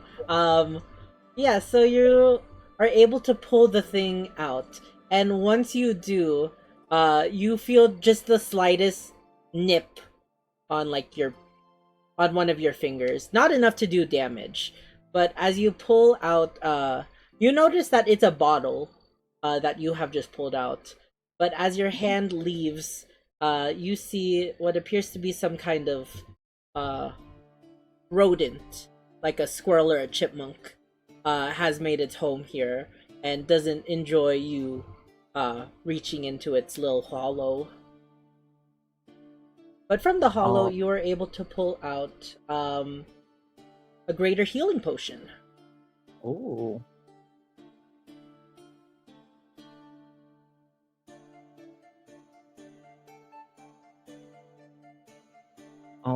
I'll take one of my apples and put it in the hole in place of the healing potion.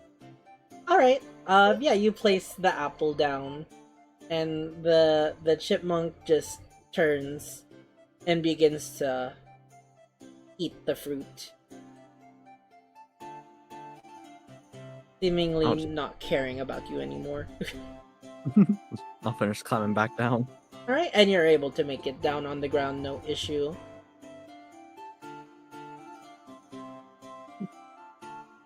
Did you get more apples? And then we'll go over. I might have.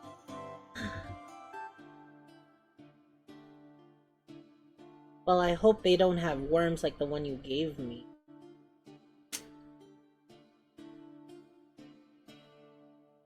I'll put worms in all of them. How about that? That's so mean. Why would you do that? Don't feed the worms. Feed me.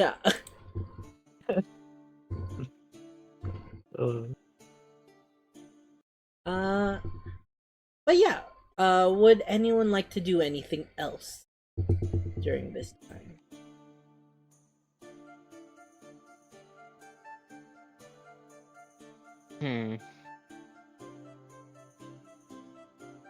Fennel grew.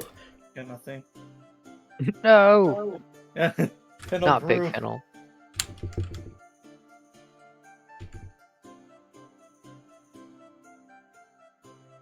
Not really. I was like, I don't know. Apple tree. Alright, no worries. Did anybody want to change their positions in the cart? I didn't know what position I was in originally, so. Ignis, you chose just to stay within the caravan. Oh, yeah, I'm sticking with that. Alright.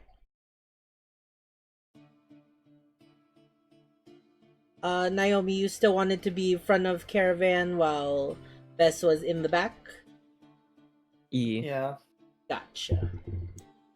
And after the 30 minutes, you see Edwin tie up Misfire once again to the carriage, and with a quick "Kah!" you once again continue down the path.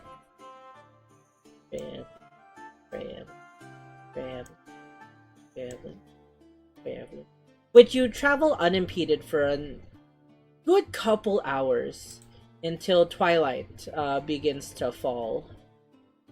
And as you make a bend in the road, you decide to set up camp for the night to rest up.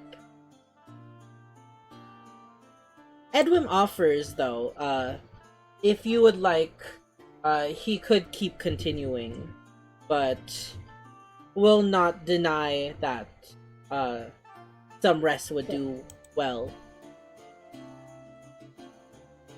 What say the group? I opt for resting. I don't care Yeah. either way. Very well, then we shall set up camp here.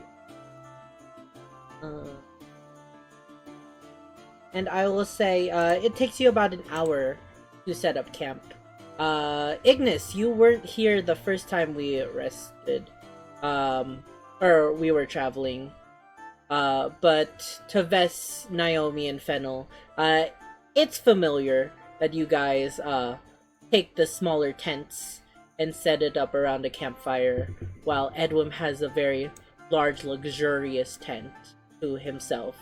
Actually, he invites Freddy to sleep, as well.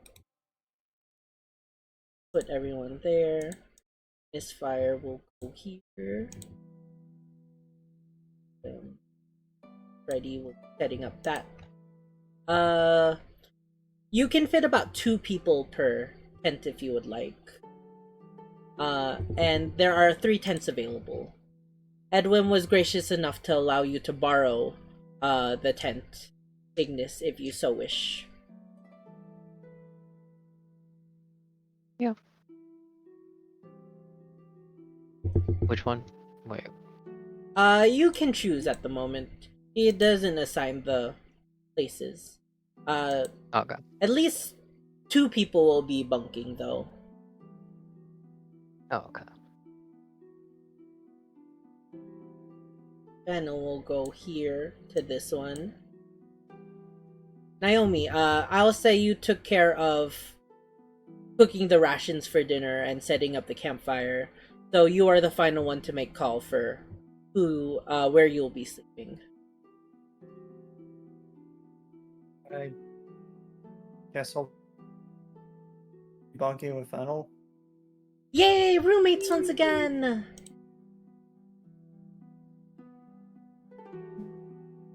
Yep, roommates. Yeah, the first one they get is the food. Aw, I remember that piece of food. Daniel also gave me some food, too. You know, I give her, like, some...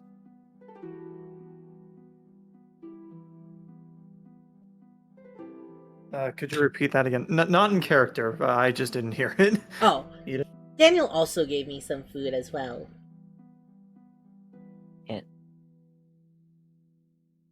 No, he did he? Yeah. Back when we were in Fort Duskar, I asked for a piece of lettuce and he gave it to me. And in return, he got a name.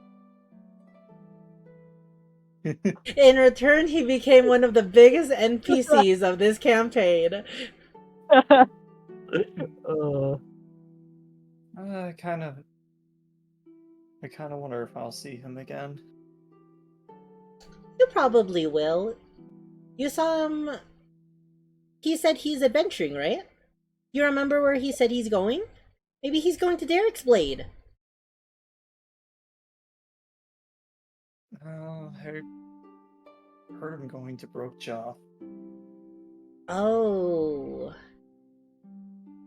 Maybe you'll see him another time then. Remember me by though. Vess, as the person closest to the caravan, or to the road, would you make me a perception check, as you're in the midst of setting up your tent. When you believe you... Oh yes, you definitely hear something. Outside your tent, you hear what sounds like drumming. It sounds like a tribal drum, if anything, keeping in beat. But, you begin to worry that you're about to be attacked. But then the tribal drum is actually met by the sound of a trumpet? A tuba, maybe? Some kind of musical instrument.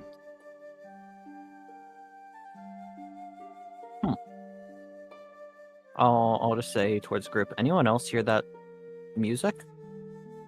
And with Vess pointing it out, though, except for Naomi, who can hear much better, Ignis, you can also hear distantly the sound of drumming and music.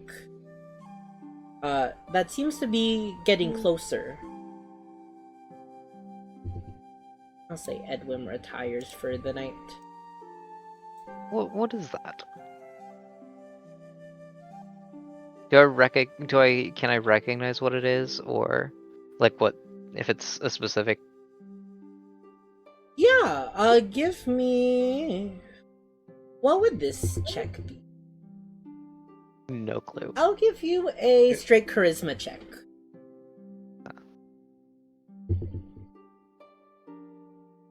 To at least get the insight of what kind of music this is. 22? Wonderful. Yeah, you are able to tell that this is some kind of happy, joyous music. Almost akin to one that you would hear at maybe a carnival. Though the drum does appear weird, you do recognize it as, like, the trumpet, at least, to be common circus music. Sorry, what would you like to do?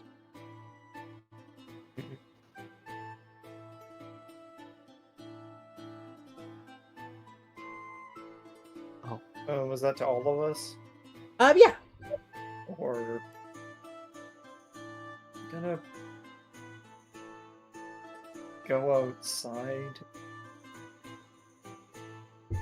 I'll probably just like kind of peek outside of my tent and see what's going on. Witness the shenanigans. Okay. Yes, and as you all peek outside towards the road, you actually take notice that it appears to be a party traveling. The music getting louder and louder, and Vess, you're the first ones able to see a group of 4 individuals dressed up in very fantastical outfits, all making their way down the path.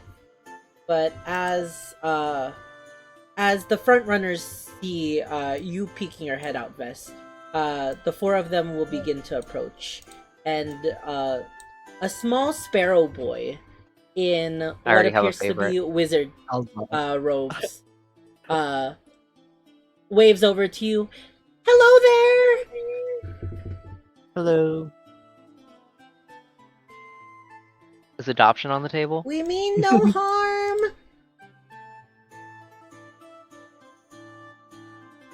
And they make their way over to the... what do you call it? To the camp. Hello! Campfire. Hello. Hello. Oh god. I just realized I didn't come up with names for... No, I did! Okay. I've done that before. I was like, I had their professions, but not their names, god dang it! Okay. Alright. But yes, the four of them approach the Every camp. GM's weakness. NPC naming. I got the name. Well, hello. Hello, You're adventurers! good. Let What brings me... you down this quite nice dirt road? Oh! Us? Well, we're heading to Brookjaw for the Raug Festival. What are you doing on this, secluded path? Friends? The Sparrow Boy is the one that's leading the conversation. But behind him, you can see, three other individuals, all dressed in a myriad of outfits. There are two clowns. A clown with an orange outfit and blue hair. And another clown with orange hair and a blue outfit. They both appear to be elven from their ears. And beside the small Sparrow Boy is this pretty lug, wearing clown makeup and seemingly the source of the drumming, as he has a drum on his, tied around his neck, from his stomach, that is still banging just boom, boom, boom, boom. We're just traveling.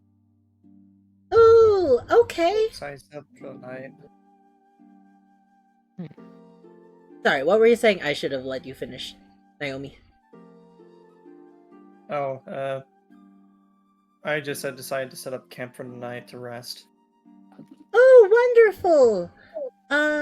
Would you be bothered if we also camp nearby? I feel there's safety in numbers, right, friends? The male clown will say, sounds good to me. Oh, the female clown will say, oh, but we have yet to introduce ourselves. Oh, righty, I forgot. Hi, everyone, my name is Uwe. This is Brosh and Brandy. He'll point to the two clowns. And this big ol' lug here is Hoberdober. Huh. And we Nice are... name. Oh, sorry. Oh, I said nice names. And we are... the... Euphoria Quartet. Oh, Thank you, I made the name up myself. We're traveling performers! performers, you say? Yeah! I tell the best stories. Those two over there are clowns, and this guy here juggles. Oh. Oh. It's okay. You just see like one tear just drop. See if I remember that name of the band they mentioned. Yeah. Actually, it's not it's the Euphonia Quartet. Euphonia Oh, okay. Yeah, okay. Quartet. He just Actually, missed no, it. I think Euphoria is funnier. This poor little innocent sparrow boy named this group the Euphoria Quartet.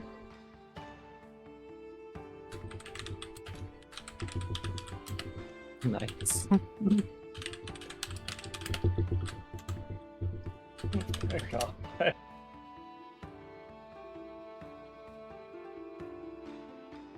I like to think that he wanted to name it. What do you say, Euphonia? Well, I was But- thinking of Pleasure Quartet at first, but they said that was a little weird. Oh, I don't know okay, why. never mind. And then I was thinking other words that mean happy, like Ecstasy Quartet, an Explosion of Ecstasy, maybe? We stuck with Euphoria Quartet. Those all sound like really good names. Thank you! What were you rolling that history check for, Naomi? To see if I recognize the band name. Oh, right. You gave it the green light, so I rolled it. Yeah, sorry, I forgot about that. No, you do not recognize the name Euphoria Quartet.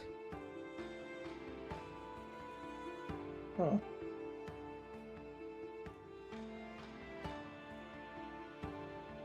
Alrighty. So yeah, I was wondering, if we promise in exchange for a grand performance, would you allow us to camp with you for the night? I don't mind. This has nothing to do with my decision, but would you guys be happening to carry just by chance, perchance, just a random, totally normal deck of cards? I have some, Brosh will say, and pull out the deck of cards. Okay, I can go about this two different ways. I can either... I'm trying to think of which one I can either trade or buy. Oh, I thought that was gonna be I thought one of those was gonna be a different option. Well, I'm thinking of a deceptive trade. Ah.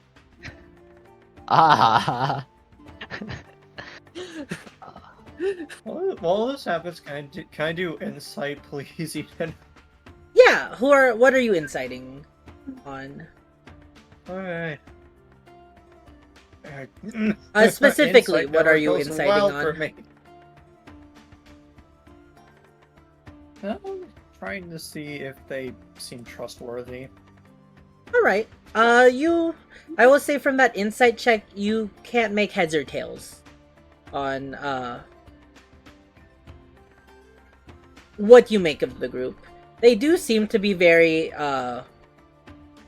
out of there, but You're not the awesome! first time. Oh wow, Fabric, thank you so much for the raid! Welcome everybody. A raid has appeared. Stop saying the You better not. Yeah, raid has appeared. Do I have to prepare my bow? Yeah, everybody roll for initiatives. You're fighting Fabric. Level no. 20 Warlock. Let's go. Oh no. Bald No. raid. I don't have any Not- spells against not bald the- people. Well, welcome everybody. I hope you're doing Not well. the bald overlord. Thank you so much for the shout out. Yeah, everyone make sure to check out Fabric, and if you're new around here, we're just doing our D&D campaign weekly. Let me put the intro. I cast Explode, whoever said that. Oh, guys, real quick, make dex saving throws. You guys roll for initiative! Oh my god. I think I dodged out of that explosion. Alright, I turned off stream. Oh yeah, we're good. We're all good. The power of bald jokes. You're never getting out of this.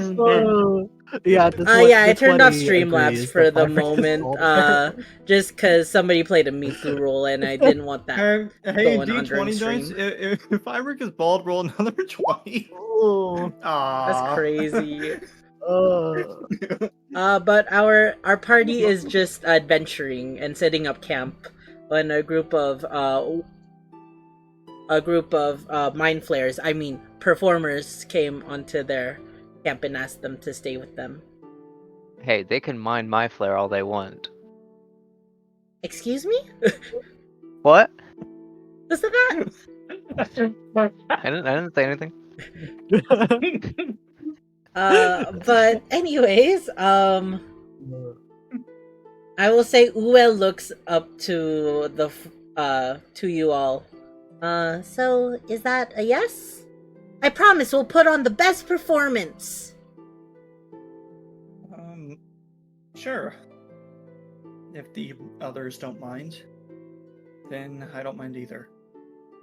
I don't have a. I'll go ask Master Edwin. Freddy's away. Fred? Any Freddy's away. Till the very next Fred. Bum bum bum bum bum bum. That's not copyrighted, right? We're good. I don't think so. No, we're Plus, we're if we fine. sing it, it's a cover. We're good. That's true. Yeah. Yeah, we're good. It's a parody. It's a parody. We have protection. But after a moment, Freddy comes back. Master was asleep, so I say it's okay. Cool. I always love a good performance. Oh, are you a performer too, Sir Magician? Indeed, I am. And I'll kind of do like a bow. You want to join our troupe? Oh wait, no. We said we don't steal people from other parties? Yeah. Sorry. I mean, if you joined, wouldn't you have to change your whole name? Oh, you're right. Yeah, that wouldn't make sense. Who's heard of a Euphoria quintet? Not I. Maybe a pleasurable quintet. That sounds better. Ah, But anyways, sorry, we don't take have a room. step back from that one. Okay. I love this child. I was so So do excited to I. bring We this all do. NPC. I loved him the minute I saw him. I saw him show up on screen and I'm like, he's mine. Yeah. This is absolutely hilarious. Do what we don't need. Hmm. Another Freddy. Do what I'm about to do. Another friend. Yeah, that's Another Freddy. It's fine, just murder the other three and then just bring it along. Yeah, no, I mean, how about you do it? You did it to the last one? No. No. You're cruel for even saying that. You're great at it, right? And finally, No. the orc in clown makeup will go, "We stay!" Of course. And then I'll do, just for the show of it, grab a deck of cards and do a little cardistry. Because I'm going to show off.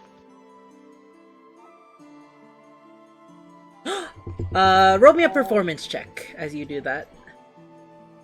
Night Vibrate, thank you once again for the raid. Really appreciate it. 18. 18. You're able to successfully perform any trick that you had in mind, which the group is very flabbergasted and very astounded about. Wow, you're so good, mister! Brosh steps forward. Ooh, let me give it a try.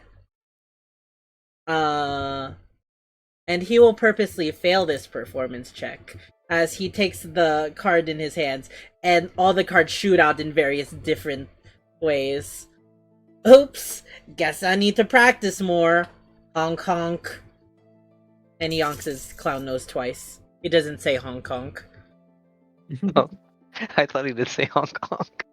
I forgot that he was a clown. Can it please be that, Eden? That's just hilarious. Sure, he honks his nose, but it doesn't make any noise, so he just verbalizes honk honk. Oh, Perfect. a honk honk to you back. Oh, brother. Ah, water's coming out my nose. And then Brandy will try to lean over and put her shoulder on Brosh, but he will dodge out of the way, and she does a comedic tumble onto the ground. Guess I gotta watch my step. Honk honk. He I give a little does chuckle. I'm honk. just like, oh.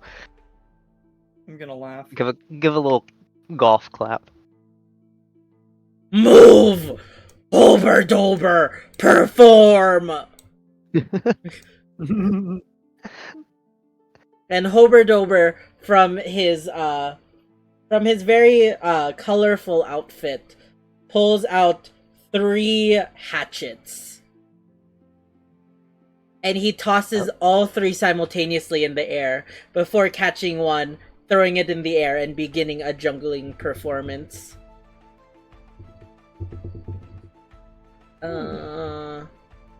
This is gonna have a +3 to it.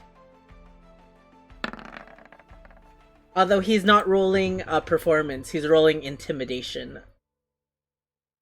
And you are both impressed and a bit scared as this mad orc man is throwing these hatchets. You see him, it seems like he's catching it by the bladed end and tossing it before he can get cut. And finally, he throws them up in the air, catches one by the handle in his mouth, and all 3 of them stack up perfectly in a very harmonious balance. And then puts his hands out. Oh wow. Quite intimidating.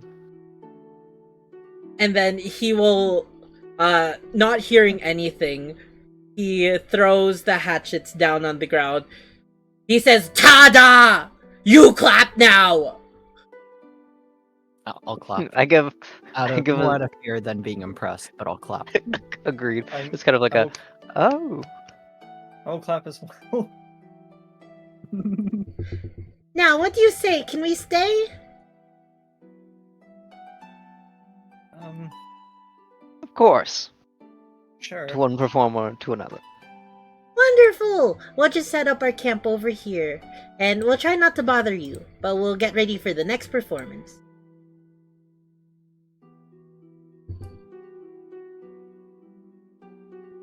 And with that, you see the 4 setting up a large tent for them as well. I'll say it takes them an hour. In the meantime, did anyone want to do anything? Interact with any of them? Or interact with each other as well? I'm trying to think. One way to trade now.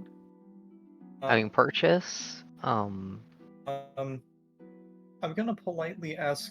Oh, Ignis, go first. No, you go first because I'm still deciding. Okay, I'm gonna ask them. I'm gonna ask the 4 if they would like something to eat as Ooh, yeah, because I'm cooking rations. that sounds great if you have some extras. Yeah, I can cook a few rations or a few more rations. I have the supplies. What's his name? Hober rushes in. Me, vegetarian! Oh yeah, he's vegetarian. Do you have any non-meat options? What would you say my rations are, Eden? We never stated this. I would say common rations would be something akin to some kind of bread or hardtack. Maybe some like nuts and berries that have been preserved, and like a sliver of jerky or meat. That's Okay, what's commonly in rations. I'll just take out the meat part, then.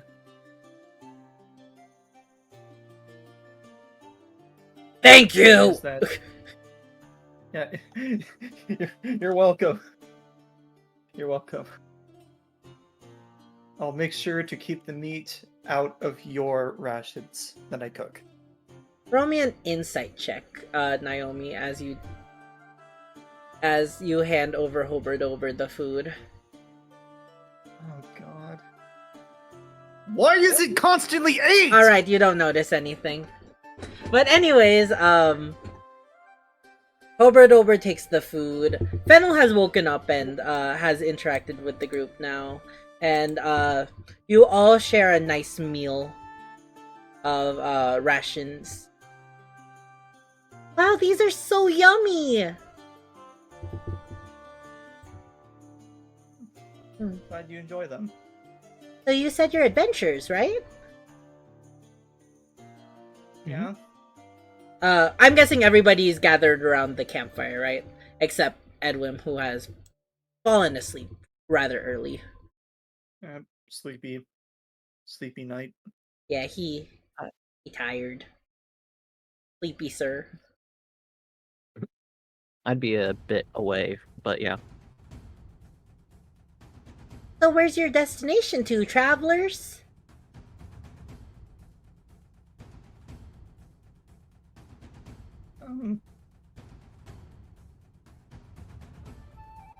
Where were we going again?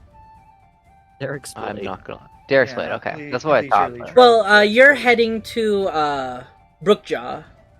Oh, okay. But That's great. at least Edwin has said the caravan is heading to Derricks Blade. Okay. Just leisurely traveled to Derricks Blade. Oh, Derricks Blade! That's that town in the forest, right? I've heard about that one.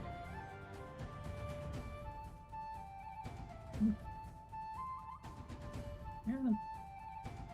Hopefully the journey is just peaceful. Yeah! So far, we've been journeying all across, Ublos. I myself am not from here, but my travel companions are, and we're all heading right now to perform at the Raug Festival. Have you heard of it?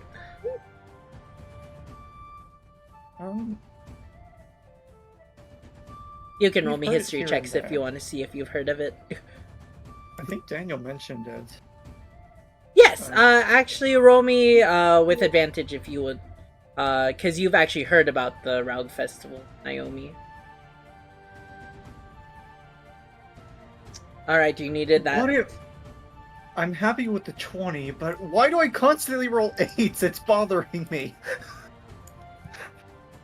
At least it's not not. Ignis, did you want to hear, or did you want to see if you knew about it? Yeah, I can. Okay. No, no pressure to, of course. You can choose if you would like to or not. I mean, I probably would, but And Fennel's gonna I roll was- with... you know, if they rolled any higher. Nope. Okay. Everyone but Fennel, you all have heard about the Raug Festival. Though you've never been yourselves. Naomi, you know the Raug Festival is Daniel's current objective, his current goal to go. And Bess, you know you have a job related to the Raug Festival. But the Raug Festival itself is a multi-day festival that happens in Brookjaw to celebrate some cultural, historical event. But it is just a big party full of performers, games, even from what you've heard, a tournament of power and strength. And you actually know that it is coming up soon. Though you don't have it necessarily on your calendar, you know around it happens this time of year.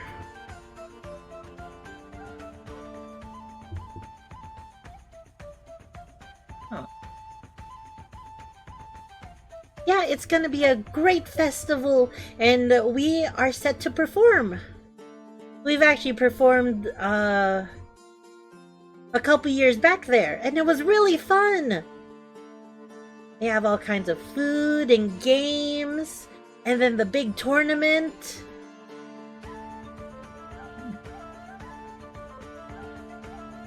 That does sound fun. Yeah! Maybe if you have some time, instead of going to Derricks Blade, you can just go straight there. We might stop by if we have time. Definitely. And then you'll be seeing my performance there, of course. Oh, I haven't shown my specialty yet. I'm a storyteller. Storyteller. Alright, who's ready? I'm gonna tell the best story from my village. And you see little Uwe step up in front of the campfire, lifting his little bird fingers into the air to show some dazzle. Now this story comes all the way from Shinli. This is the tale of the bird who... I'm trying to think of a title. The Forgetful Bird. Long ago, there was an Arakakra bird that lived up in the mountains. The Arakakra bird was very lazy. And so, when winter came, all his friends made sure to stock up some food resources so that they could be well fed during the winter time, but not the silly Arakakra. He died. The end. Oh. Ta-da! You clap! Oh, Don't clap. Clapping. fearful clap again. Aw, thank you, thank you! I can't wait to tell that one to the people at the Rog Festival. I'm sure they'll get a riot out of that one. Oh, I They're, definitely think so. they're going to love it. Now, I think we'll be heading to bed now that we've all performed for you. Is there anything else that we could do? As thanks for letting us stay with you guys? I think so. Yeah, I think they're good. Alrighty. Well, I am beat. I'm gonna go to sleep now. Bye, everyone. And you see Uwe flap his little wings and fly into his tent. Actually, no. He'll just flap his wings over here and land. You guys can take some time to interact with them if you would like. Please roll for a clapping check. It's either a good clap or a golf clap or a critical clap. Like you're brought to tears. That's so funny. You know, I actually love that. everybody roll me I don't like this. charisma checks for your clapping checks. Oh my god. Yeah, I got the most average clap that you can get. Oh, I No! Because you Absolutely. love the story. the best thing I've ever heard. Bess, you didn't understand the story. You were like, Dude, was there a shut- deeper meaning or just okay? I was too distracted by it being Arakakra.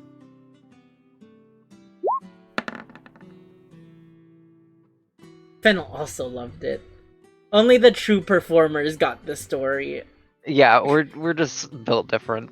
Oh my gosh, is this like Yeah. art snobs? Yeah. Just like I'm just talking to Fennel now. Just like I think it was quite gorgeous the way that he delivered that last line. I feel like it really added to the impact of the rest of the story. yeah, and when the little Arakakra boy died, I was so moved by it. True art, quite. True art. I'm sure that they'll love it at the Rog Festival.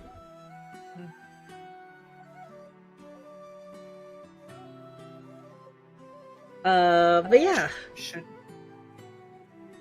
just as an idea to throw it out there, since we did it last time, should we do shifts as someone watches out in case anything comes upon us? That sounds like a great idea, Naomi, Fennel will say. And for coming up with it, you get first shift. And my shift. Good night!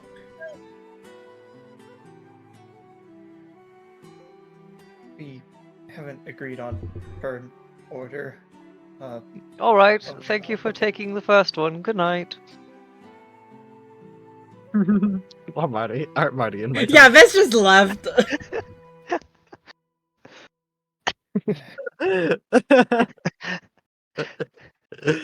Or maybe not. Oberdober will take first shift with Naomi. I liked the idea that he just can't with names. Does he even know my name? Did I say my name? We're just gonna go. We're just gonna Yes. go with I did. And the other three of the posse will not take shifts. They just go to bed. Sounds about right. Alright, Naomi, roll me a d4. Okay then. I'll say Freddy will also stay for first shift, but will fall that's a asleep 3. during the first hour, and he's just sleeping on the ground next to you all. So Naomi, you and Hoberdober stay out there for many hours during the first shift. You didn't settle who would be taking next shift and stuff, but you don't really have time to think of it, as the large orcish man with clown makeup just stares at you, Naomi, through past the fire. Silently, just looking at you. I'm just gonna nervously look away. Alright? You look away, trying not to catch his gaze. And in passing moments, you peek by. He still stares at you. Eyes transfixed on you. Wonderful weather tonight, right? Yes! Very clouds in sky.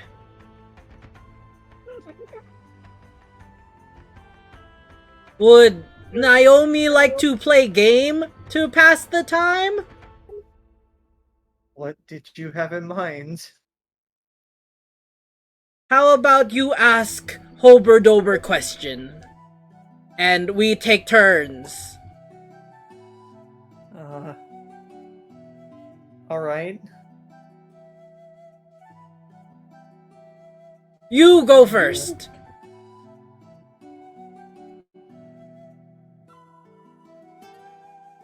Think of the questions I want to ask him.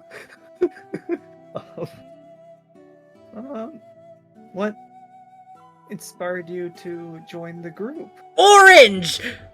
Does Naomi have boyfriend?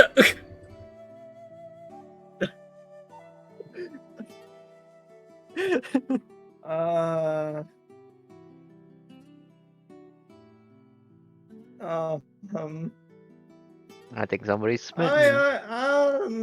I don't fully remember. Oh. Why do Okay. you ask? That your question? Yeah, that's my question. Why did you ask that? No reason. Hoberdober thinks Naomi's very pretty. Maybe if Hoberdober and Naomi are at the Raug festival at same time, Hoberdober can buy Naomi a...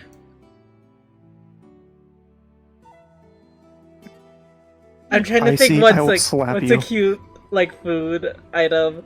A turkey leg?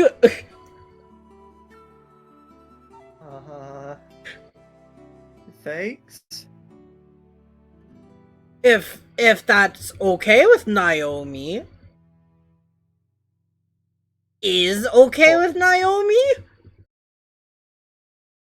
Eden, did you say turkey leg or something else? Turkey leg. What did you think I said? I heard Cirky. Cirky leg good too. I don't know what a Cirky is. Oh, how about Hober Dober show you what Cirky leg is? No thanks, no thanks, no thanks. You're Oh. fine. Then turkey leg? And you see Hober Dober put his two fingers together and touching them together a few times. Turkey leg is fine. It's date.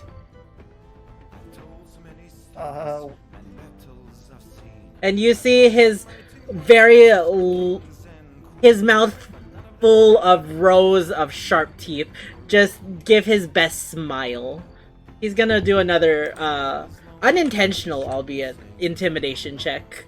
You can roll it insight just for funzy. Or actually, or initiative. Oh, not initiative. He smiles and then the initiative. Yeah, he's trying to be as less scary as possible. That's a 12. At least it's not an 8. I'll take that. Wait a second. Okay, it's not an 8. We're good. It's a 15. Now, would pretty Naomi like to go sleep? Yes, please. Okay, Hober Dober will take watch. Thank you. Nervously shuffle back to the You see his very meaty fingers like twiddle around, waving you goodbye. I wave goodbye back. And then he'll go over. Call it Vest, even or odds?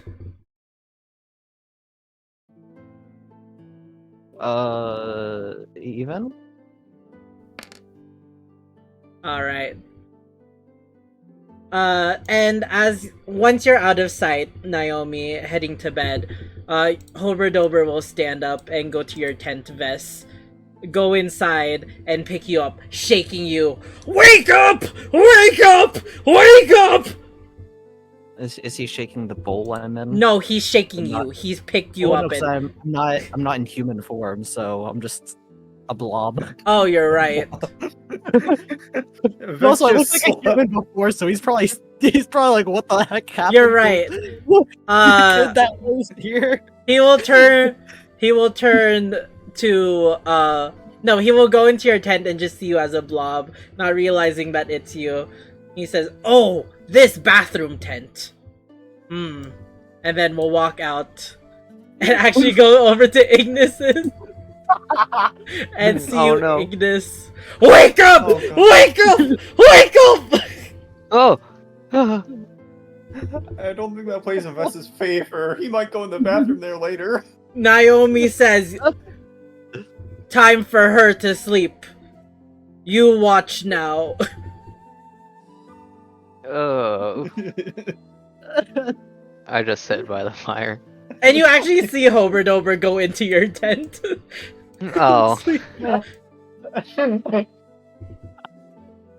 Never mind. Alright. Ignis, roll me a 1d4, please. My favorite shape. Alright. Nothing happens throughout your watch. And I'll say maybe 2 or 3 hours go by unimpeded.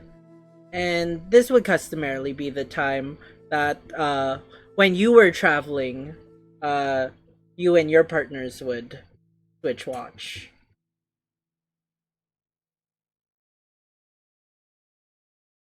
What do you want to do?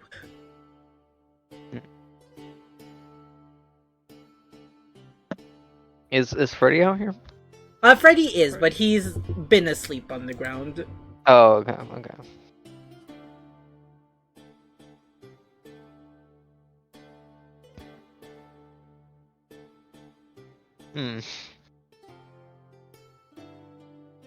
I will I really also go back say, into my tent. yeah, you turn around to your tent and you see like the flaps of the tent going in and out as like a massive behemoth is just inhaling and exhaling as you can just hear a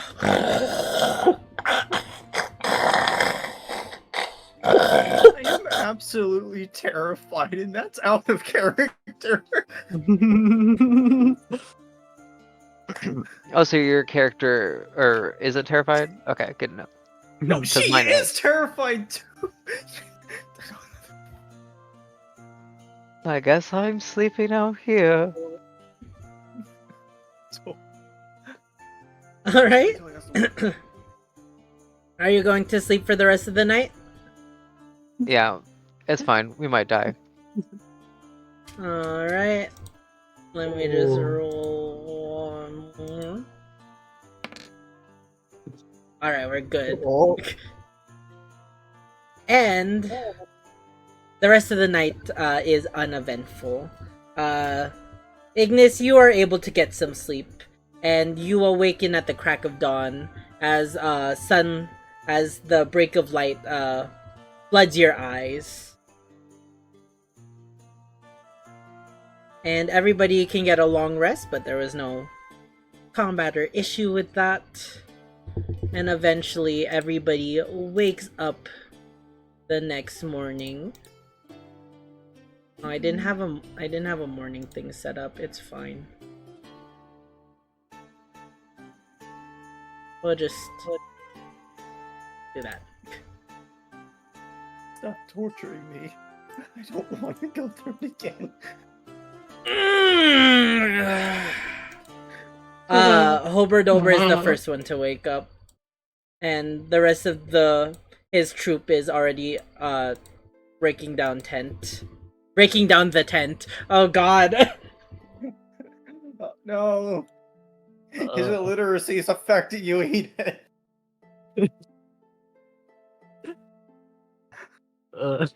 Naomi, as you wake up and step out of the tent, you see Hober and his gnarled teeth turns to a smile. Naomi, I stayed up all night to make sure you safe. Thank you. He gives a thumbs up. Vest, do you wake up?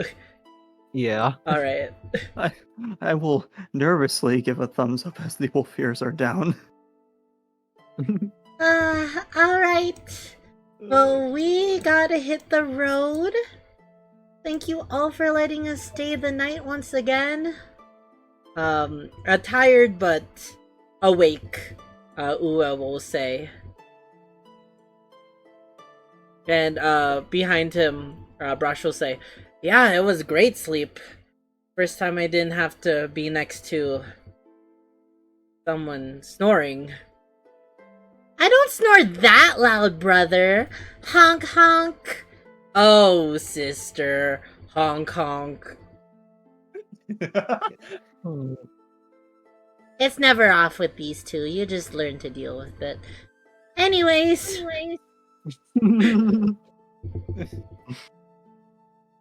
Thank you. And Do you guys have a business card or anything? No. Okay. Do you? No. Oh. Okay. Well, if you do pass by Brookjaw, we'll be there for the Raug Festival. I'd love to see you there. See you. And with that, you see them take way. Brosh from behind pulls out a trumpet and begins to play a joyous song as Hober will continue on his drums and they will disappear. And just as they're out of sight and out of ear's reach, Edwin will come out. I had the strangest dream. Yeah, what was it about? What was it? I dreamt that there were like 4 people in the camp that I didn't know. That's Interesting. interesting. Might want to get that interpreted by somebody. But anyways, time to pack up. Let's head back on the road. After breakfast, Yes. of course. Yep. And with that, it is hitting 9 o'clock my time. Midnight for you guys. Did you guys want to keep going, or did you want to call it for the night? I'm good either way. It depends on them. I don't mind either way. I'm fine with How it. much further would we go? Probably one more encounter. Or one more, event. I could do that. We can do Yeah, that. I can do that. Yeah. Alrighty. For the plot. For the plot. Then with that, you all make your way, setting down camp. What positions are you guys taking on the caravan this brilliant day? I will say Freddy is still asleep. You just drag Freddy onto the caravan, and he's still sleeping. I'll just drag him up there real quick. Before I get, or like while we're like eating breakfast, making breakfast or whatever, I would like to use my alchemy jug to create another vial. All right. Are you doing it secretively? I will say, there isn't much way to do it without other I people mean, seeing. it'd be just in my tent while everyone's like out there like making breakfast or whatever. Okay, I'll give me a stealth check with advantage. Alright. Just to see if a certain someone notices. You're good. Alright. Double 8s. Yeah. Nice. Not the only one rolling 8s. Oh my god. But yeah, you're able to make another vial of poison. Enough of the 8s, please.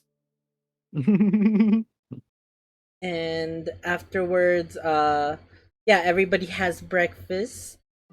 It is beans today.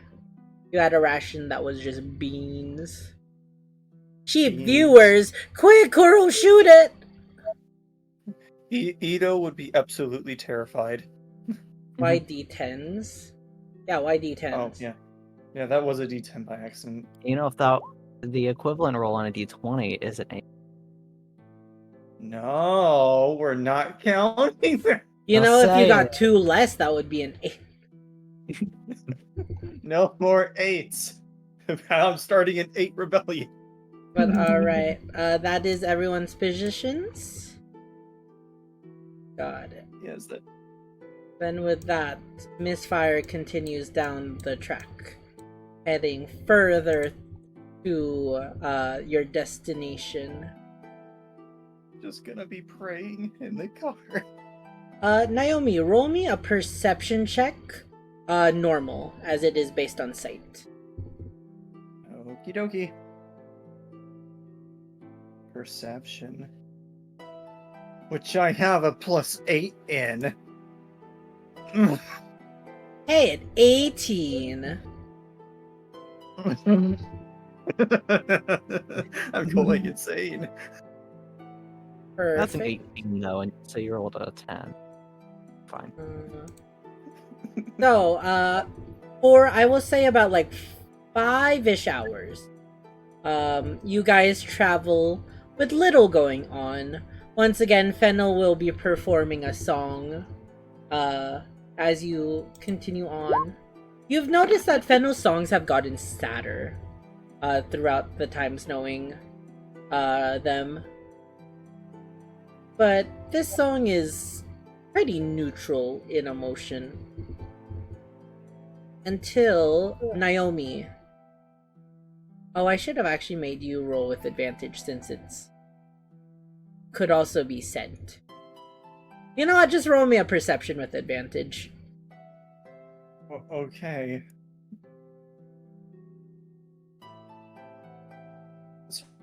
At the Minecraft song playing in my head.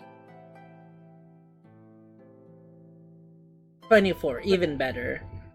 Naomi, you're continuing down, with little worries. You're just watching Edwin care for Misfire as, he commands her to go forward. Until you notice something in the air, Naomi. It's still a ways away, but you catch the scent of blood?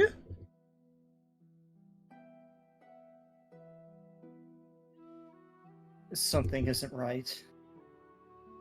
What do you mean? And he'll pull in the reins for Misfire. I smell something similar. I smell blood.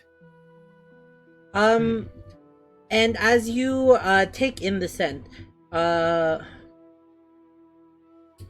gonna make a question. I'm gonna look up a question that will probably get me on the FBI list. Oh my god. Oh, man. Let's go. We love D&D for that. Oh, I already looked this up. Oh, there's no difference that's- between animal and human. Okay. Yeah, you smell the smell of blood. And as cautiously Edwin continues down the track, I will say you make it to... Oh god. Half the party got absorbed by the void. Oh no. There we go. Sacrifice, dang it. sacrifice. You make it about here before you see blood on the trails. So does Edwin. And he brings the cart to a full stop. That isn't good. Roll me Yeah, that's another perception check based on sight this time.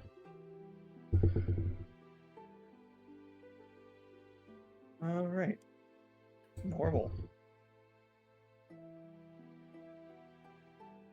25. 25. Yeah, I will say Edwin, Naomi, go ahead and see what you can see. If it's bandits or a monster. And I will say you move up to your speed, wherever you want to move, Naomi. You can choose. Probably right. There is at full speed up. Yep, you're good. Yeah, exactly. Wow. And luckily with your perception check, you can see without catching their ire. In the road in front of you, you see a bloody sight. What appears to be almost an exploded cow carcass lays dead on the ground. And in front of it, you see 3 large creatures. Equine in nature, but you see the head and wings of what appears to be some large predator bird. But it is one creature. Roll me a nature check to see if you recognize this creature particularly. Alright. Nature. 16. Yes. You've not dealt with this creature, but you've studied it before. A hippogriff, as they're called. And you see 3 of them standing in your way. They don't take notice of you, and they seem to be preoccupied with the cow carcass which they're feasting upon. You get the sense that the smell of blood and the apparent blood around is from them. Right, can I go back to Edwin? Yeah. You don't need to be stealthy, they're preoccupied.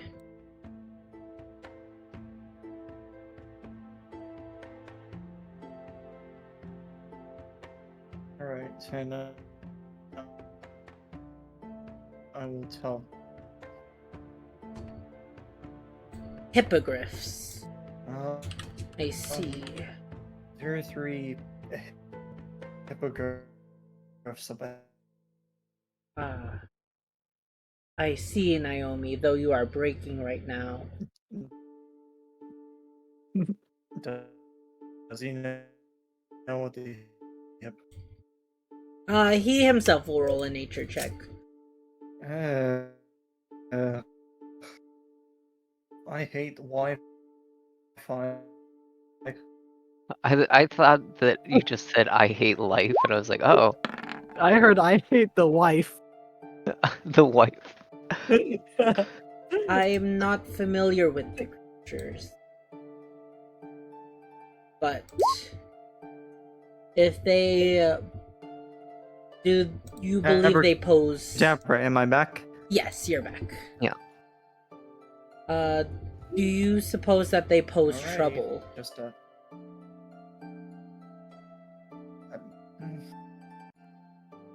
oh, I think they might, considering that they're attacking a cow carcass up bad. Unfortunately, Misfire must take the path. He can't veer off because the path is. You have an idea, Naomi?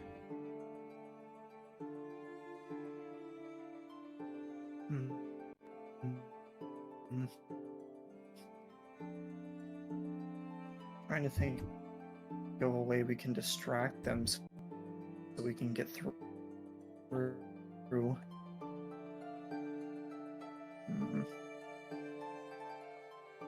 That is going to be difficult.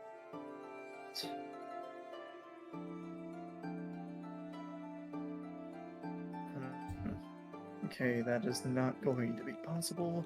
I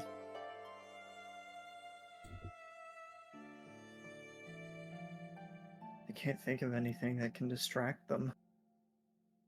Bess and Ignis, I'll say, you notice that there's probably something going on, but you haven't been informed on what's happening.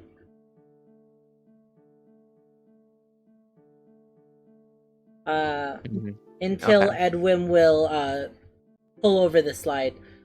We have a roadblock ahead, some hippogriffs.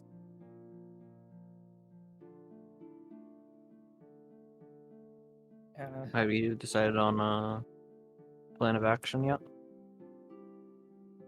I myself am not well informed on hippogriffs. I do not know how to dissuade them from not attacking.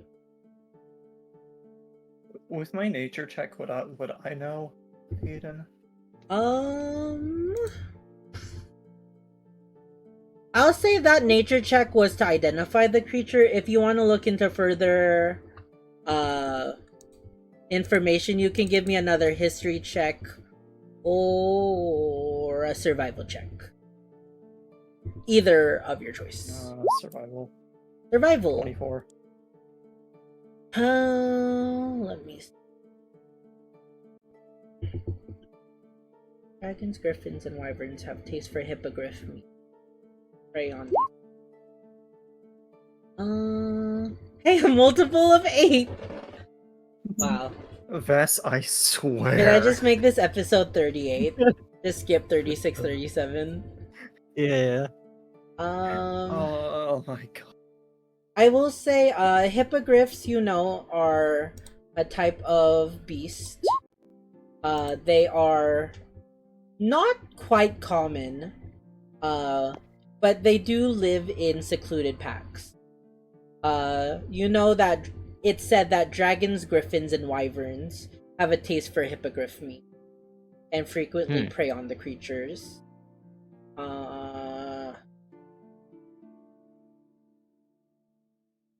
Let me see.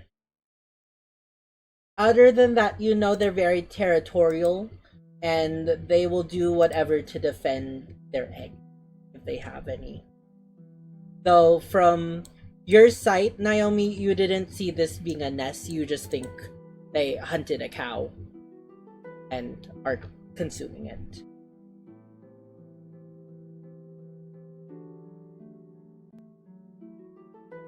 Do you relay this to everybody else? Yeah, I relay this information.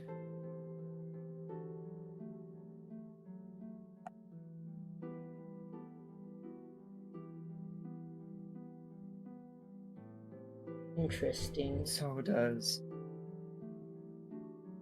does anyone have a means of distracting them?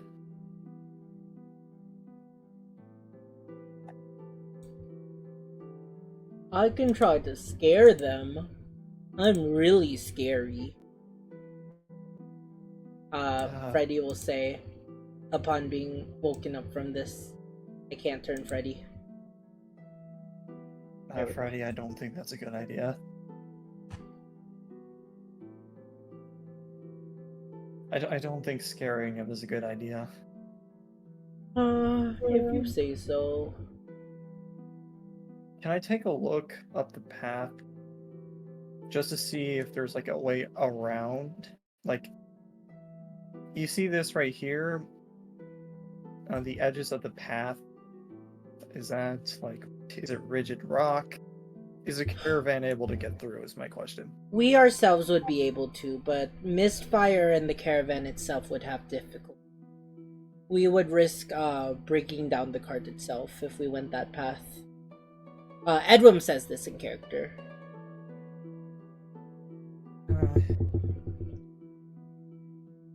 I guess a smoke arrow is not going to work then.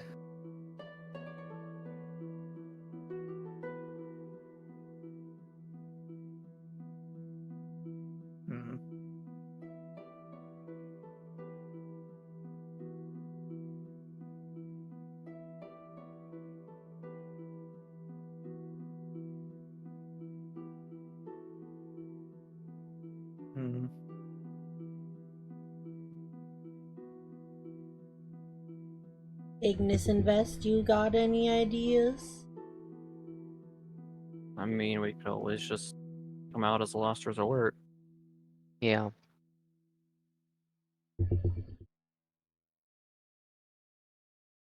We could take them head on, though it may be difficult.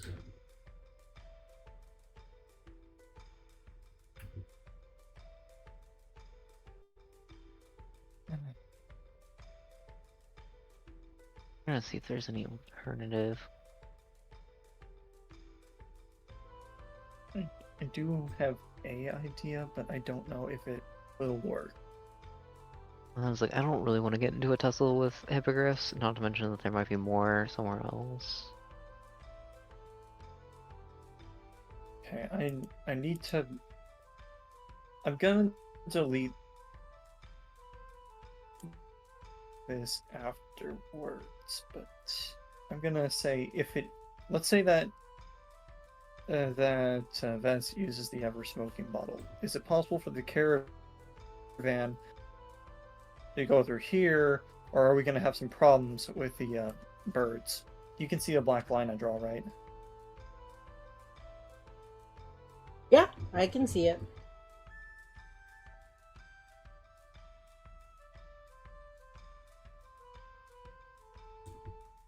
Am I gonna answer if things will work well or badly without you trying? That's a different question. No. I assume Mr. probably can't see and fog.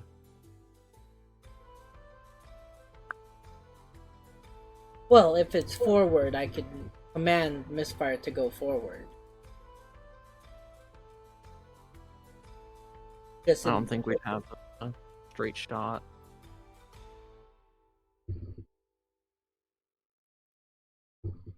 I'm looking at Fennel, if Fennel can offer anything.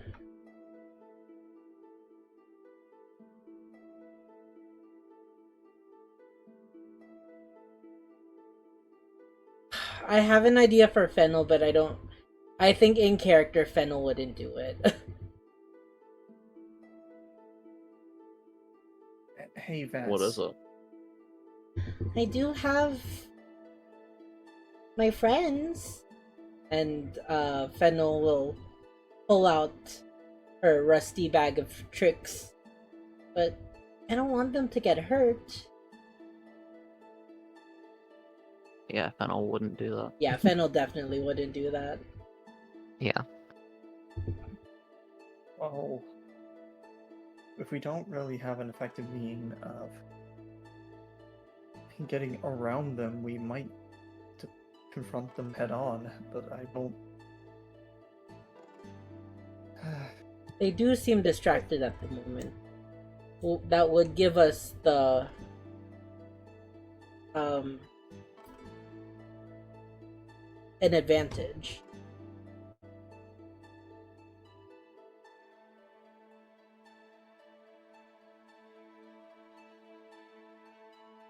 I don't think we have a choice. If we don't have any other resources,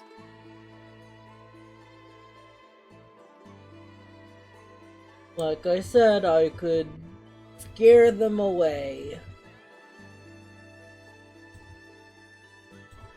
Let's not do that, Freddy. Okay. yeah, I don't think.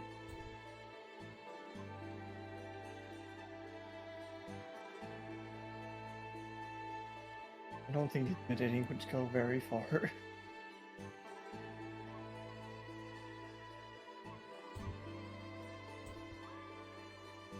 Alrighty. So what are you guys gonna do? I guess we're gonna surprise attack them. Is Maybe. this rock a big enough thing to like hide behind? Yes. But you would need to make a stealth check to see if you can make it there without them noticing. Be right back.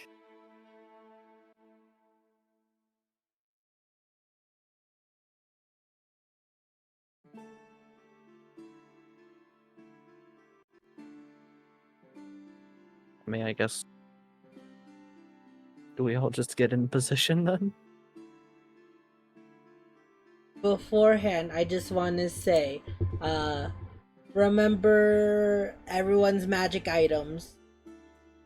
I'm not stopping you from doing this, but just if anybody does have any.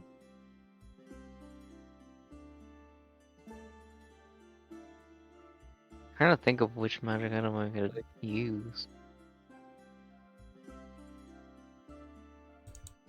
I'm pretty sure somebody has this item that I'm thinking. I'm assuming so, but I don't know. It would be bad if it was me because I can't think of what it would be. I don't even know what magic items you have. That is a potential lag. The internet's high. Oh, hi guys. Hi. The internet is what?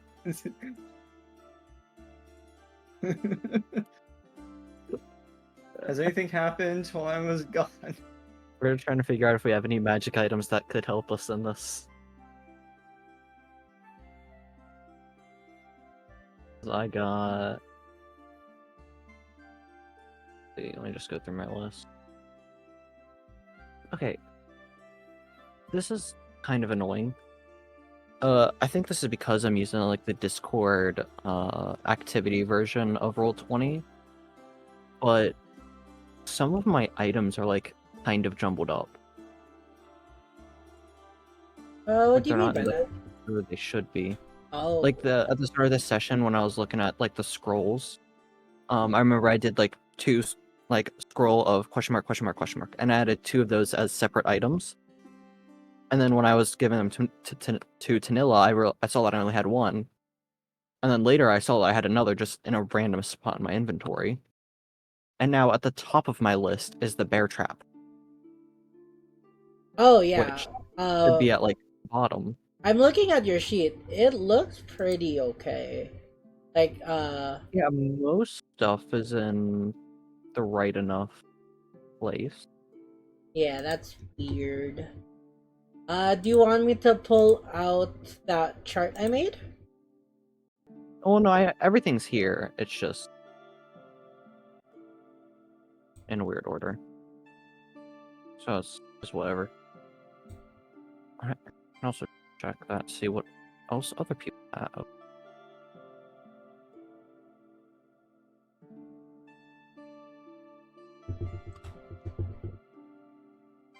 If you guys want to attack it, it's perfectly fine. I just thought of something, but I don't want to push characters into No, doing no, stuff. no. I agree with it. Because if there's a better way out of this, I'd like it.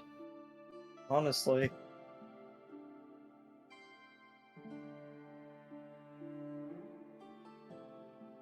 Well, I will say, with Naomi's role, you did recognize that a weakness of the hippogriff was that they fall prey commonly to dragons. What was it? Dragons, chimeras, and other things. And I do believe that one person has the ability to summon something of a similar nature. Oh, if you're...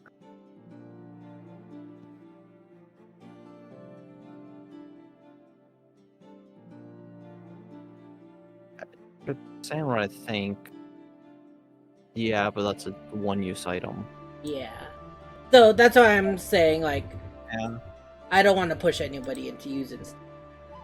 What does Ignis, what does your deck of illusions do again? I believe it's just a more powerful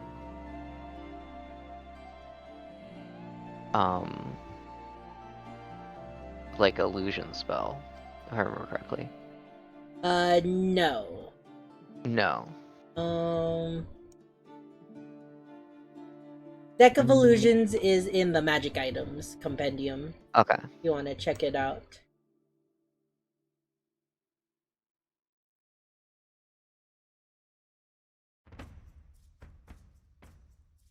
Maybe if I can see it.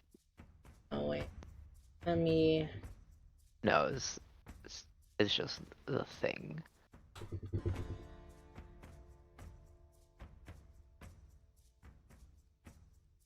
Oh, okay, that's right. That's right. Let me add this.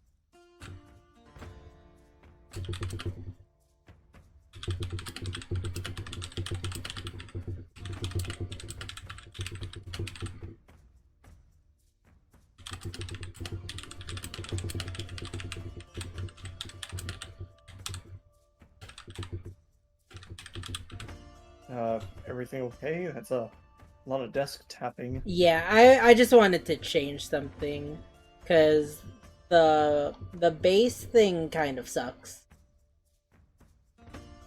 Or is it the last part that it says? No, the second part. Wow.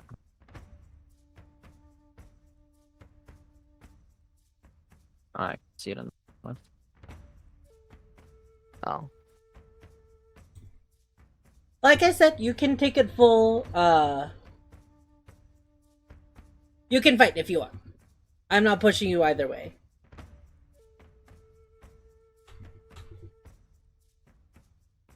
I do not want to fight, but anybody else wants to fight.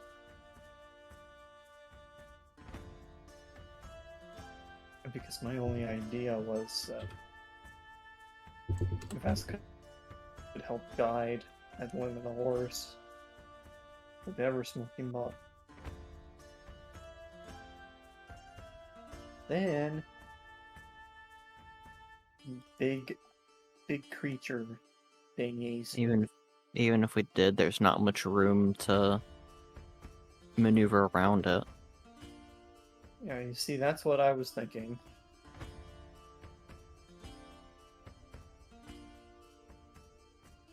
Like, from how it looks, we'd have to literally go through one of, so like that, and maybe that hippogriff.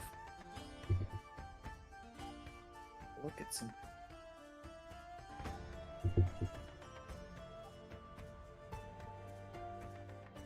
Because we can't go through the right side of the road because it's, you know, dead animal. Yeah. And there's Right. not enough room on the left side to pass through normally. Eden, could you send me what the willow mushrooms do again? Yeah. That was one that can be turned into a poison, Yes. I believe. If imbued into a poison, it dulls any sense of pain and 1d4 poison damage per minute.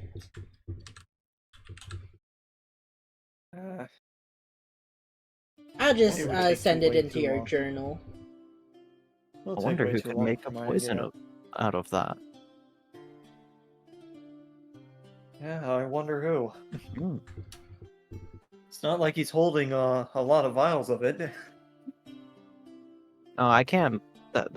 That's a different thing, but yes. Also, me. I'm making poison with the alchemy jug that way, but I have a way to actually distill poisons. I want to see if any trick shot arrows can do anything. I have 6 of them now, or 6 options because I can only choose once. And then it's just random. Let's see. Net, Stonehead, Spectral, Smoke Bomb, U-Turn.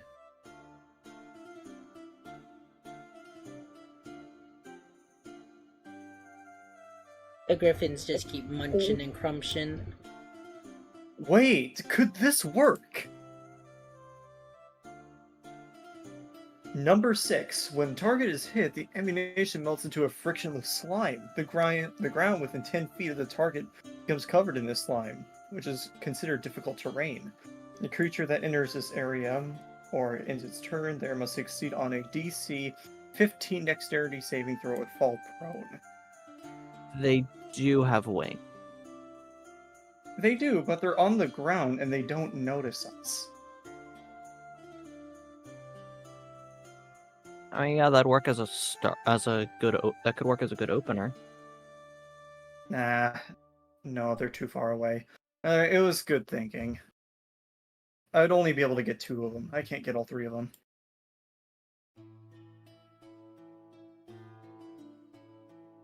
Oh, I tried.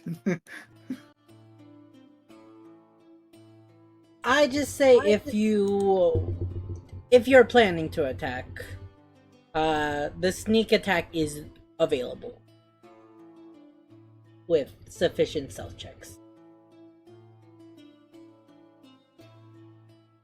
I can just stand back here and shoot them.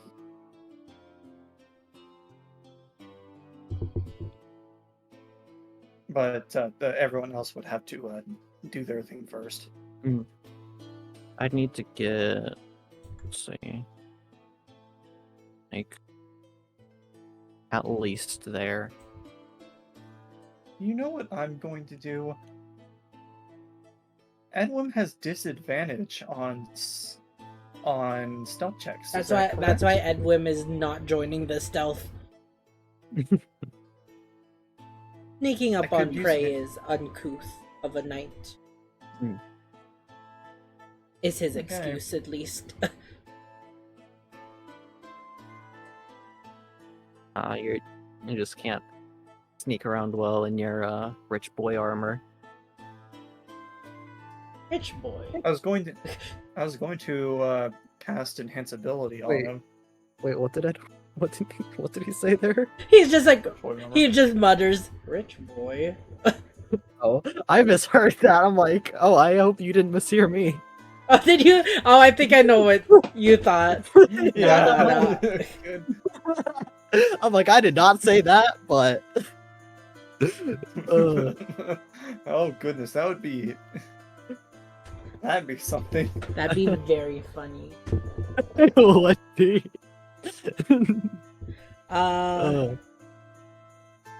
But I alright. say we just go for the sneak attack. Okay.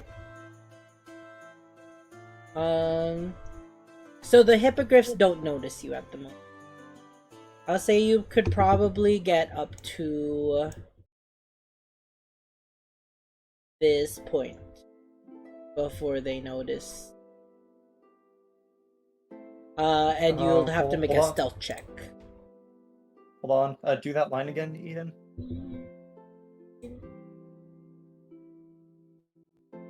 Okay. Let's see if this works. So like There we go. there-ish. That works. Yeah, I drew a blue line. Is that like they'd hear us or they'd see us approaching? Without doing any stealth or anything, they would sense you. Alright. Would it make sense to do a diagonal line like that? I can delete it if that doesn't make sense. Yeah. Alright. Alright, you guys can take positions wherever you want. Fennel is gonna stay here. I'm staying put. I will ready a bow and arrow attack. This one.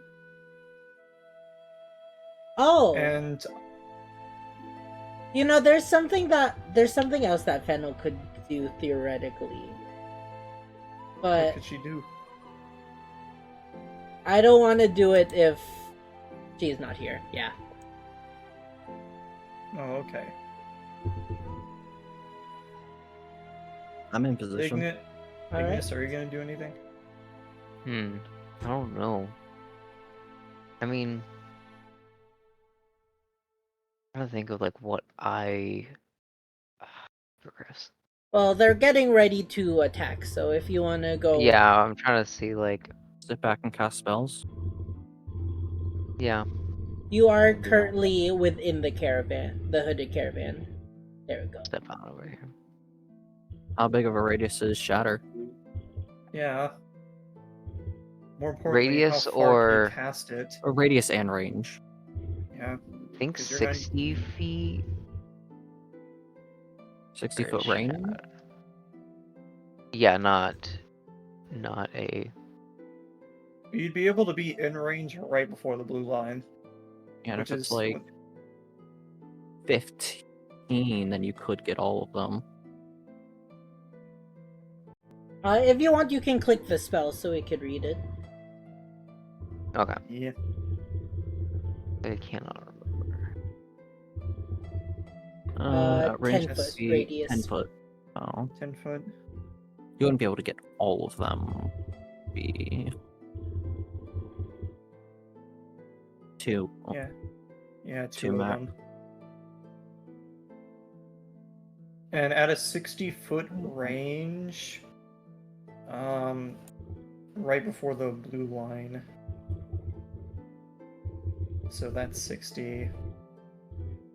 That's 60.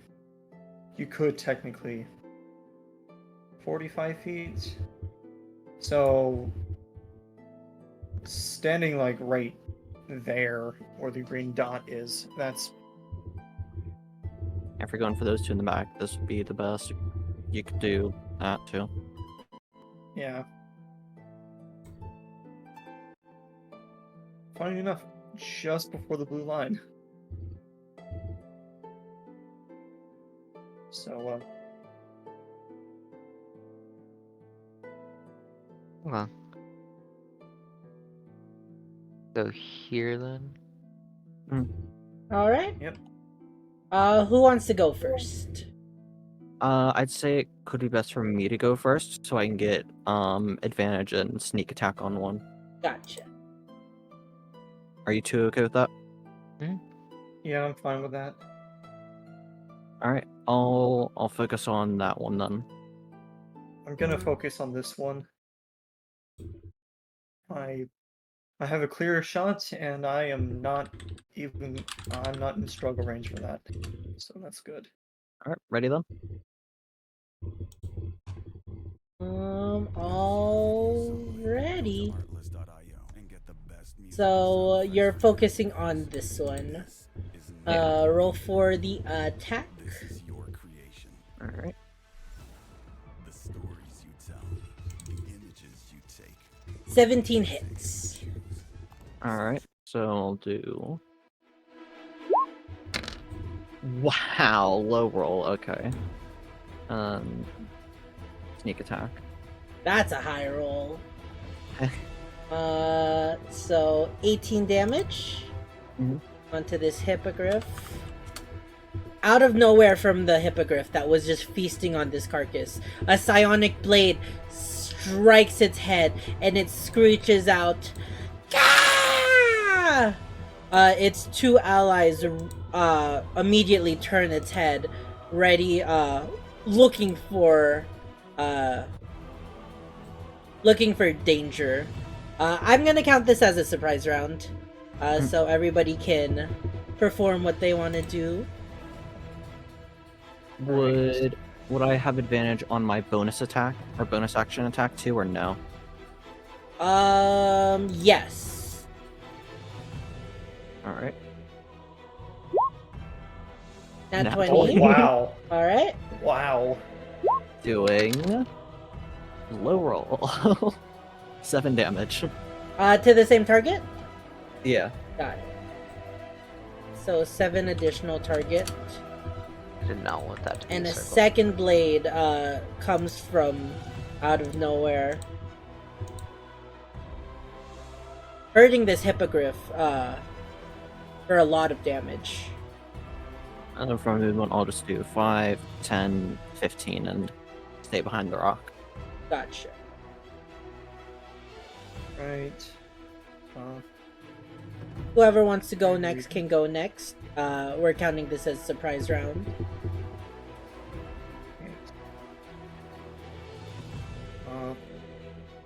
And I only for, get one shot. for the surprise sake round, of correct? Fennel's curse, we will not be doing it until Fennel gets back. Okay.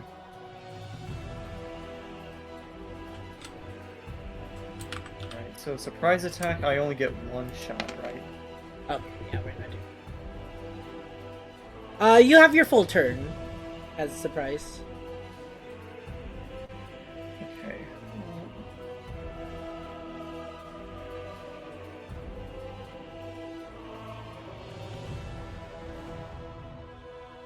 Fruit fly. Jesus. I don't like fruit flies. Anyway.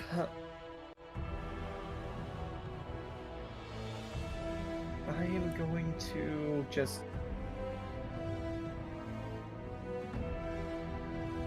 Yeah, sure. I'll, stone arrow this one.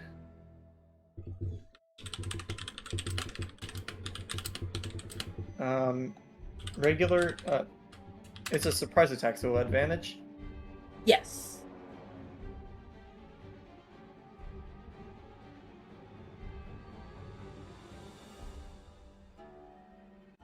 Yes. If you didn't hear that.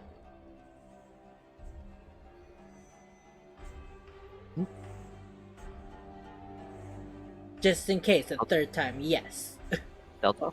I think Delta died. Naomi's gone. Yeah. Hi, Delta. R.I.P. I died! Ignis, if you want, did you want to go instead? Okay, I'm back. I'm Peace back. in your... I said, Oh, okay. never mind. There. You have advantage on it.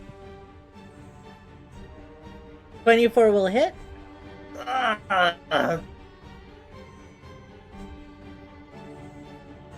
24 will hit, right? 24 will hit. Okay. That's the stone arrow shot. I said it beforehand, but I don't know if that picked it up. It did not, did. but got it. Oh, I heard stone arrow. So that will be doing 7 bludgeoning instead. 7 bludgeoning. Dreadful. Dreadful will work. For 1. And instead of piercing, Second and the attack. target is knocked prone. Got it. So 8 damage in total, and it is not prone. Wow, you really are getting a lot of 8s. Yeah, that is true. Second attack. Second attack, I'm going to shoot the other bird behind it. Yes, that's Alright. in not straw range. Yep. So, advantage, longbow, 26, 26 will hit. 7, and dreadful. I swear to God, if it's a 1. 11. Okay. Dang. 7 plus 1 is 8. Alright. That's the end of your turn. Yeah, that's it. Ignis, your surprise round if you want. Adder from here. Got it. So. Right there. I believe he was before. No, that's not the right one. I do this and then Yeah, that. Oh, should be able to hit all 3. Oh yeah. okay, yeah. And that's Still. Oh, just. Oh wait, was that submit. center or corner? corner, which should still be 6. Wait, let me do line. Where's... Because it's based on Yeah. the center of a point. Like a pat Oh yeah, it still hits. Okay. past the corner is 60 feet, so we're talking about roughly maybe 50. Yeah, 57. What? I swear I just I don't did know how one. that worked, but I saw it as 10. Yeah, me too. Mulberry. I think it was like in the wrong gun. That's a lot of thunder. Am I dead? Like, No, you're still Arjota. Okay. oh what? Good. How? It's because it's towards the center, or not corner. Yeah, I have no I do idea not- how I did No. one that was 10 that hit all of them. Well. Oh. Wait. I see. When you do the measurement tool thing, you click. It says snap to center. You can do Yeah. snap to corner or no snap. Yeah, we're saying it has to snap to center. This looks like it just barely clips the other one. Yeah. Yeah, we'll count it. I don't know. That's an insane 21 thunder. 21, and they all need to make con saving throws. That's 2 nat 8s. Got it. Going from left to Yeah, just right. a- Let's see how they do. First one, 15. Aw. Second one, 12. Yeah. And third one, 10. Yeah. So these two fail. This one succeeds. Right. The one with 4 HP succeeds, which is fine. Oh my god. Funny. So this one is dead. Bleh. You essentially flashbang it. Yeah. This one takes the full. You know that, like- 21. You know that like image of the baby disintegrating? Yeah, just the. And this one takes 21. Alrighty. Wait. You want to wait, see wait. the effects of your damage? It's like 2 or Yeah. 3 and 1, isn't it? 3, Yeah. And 2. 2, so close.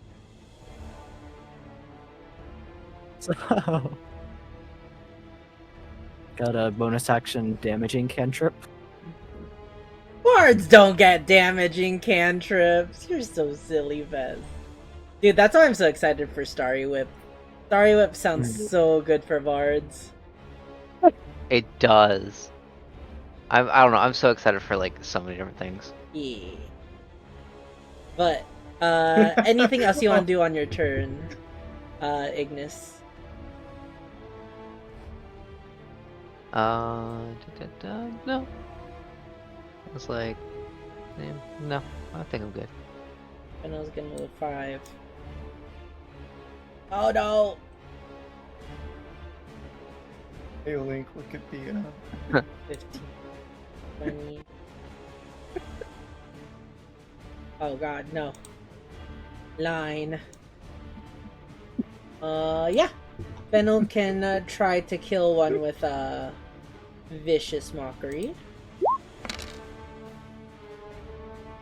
Let me have it roll a Wisdom saving throw.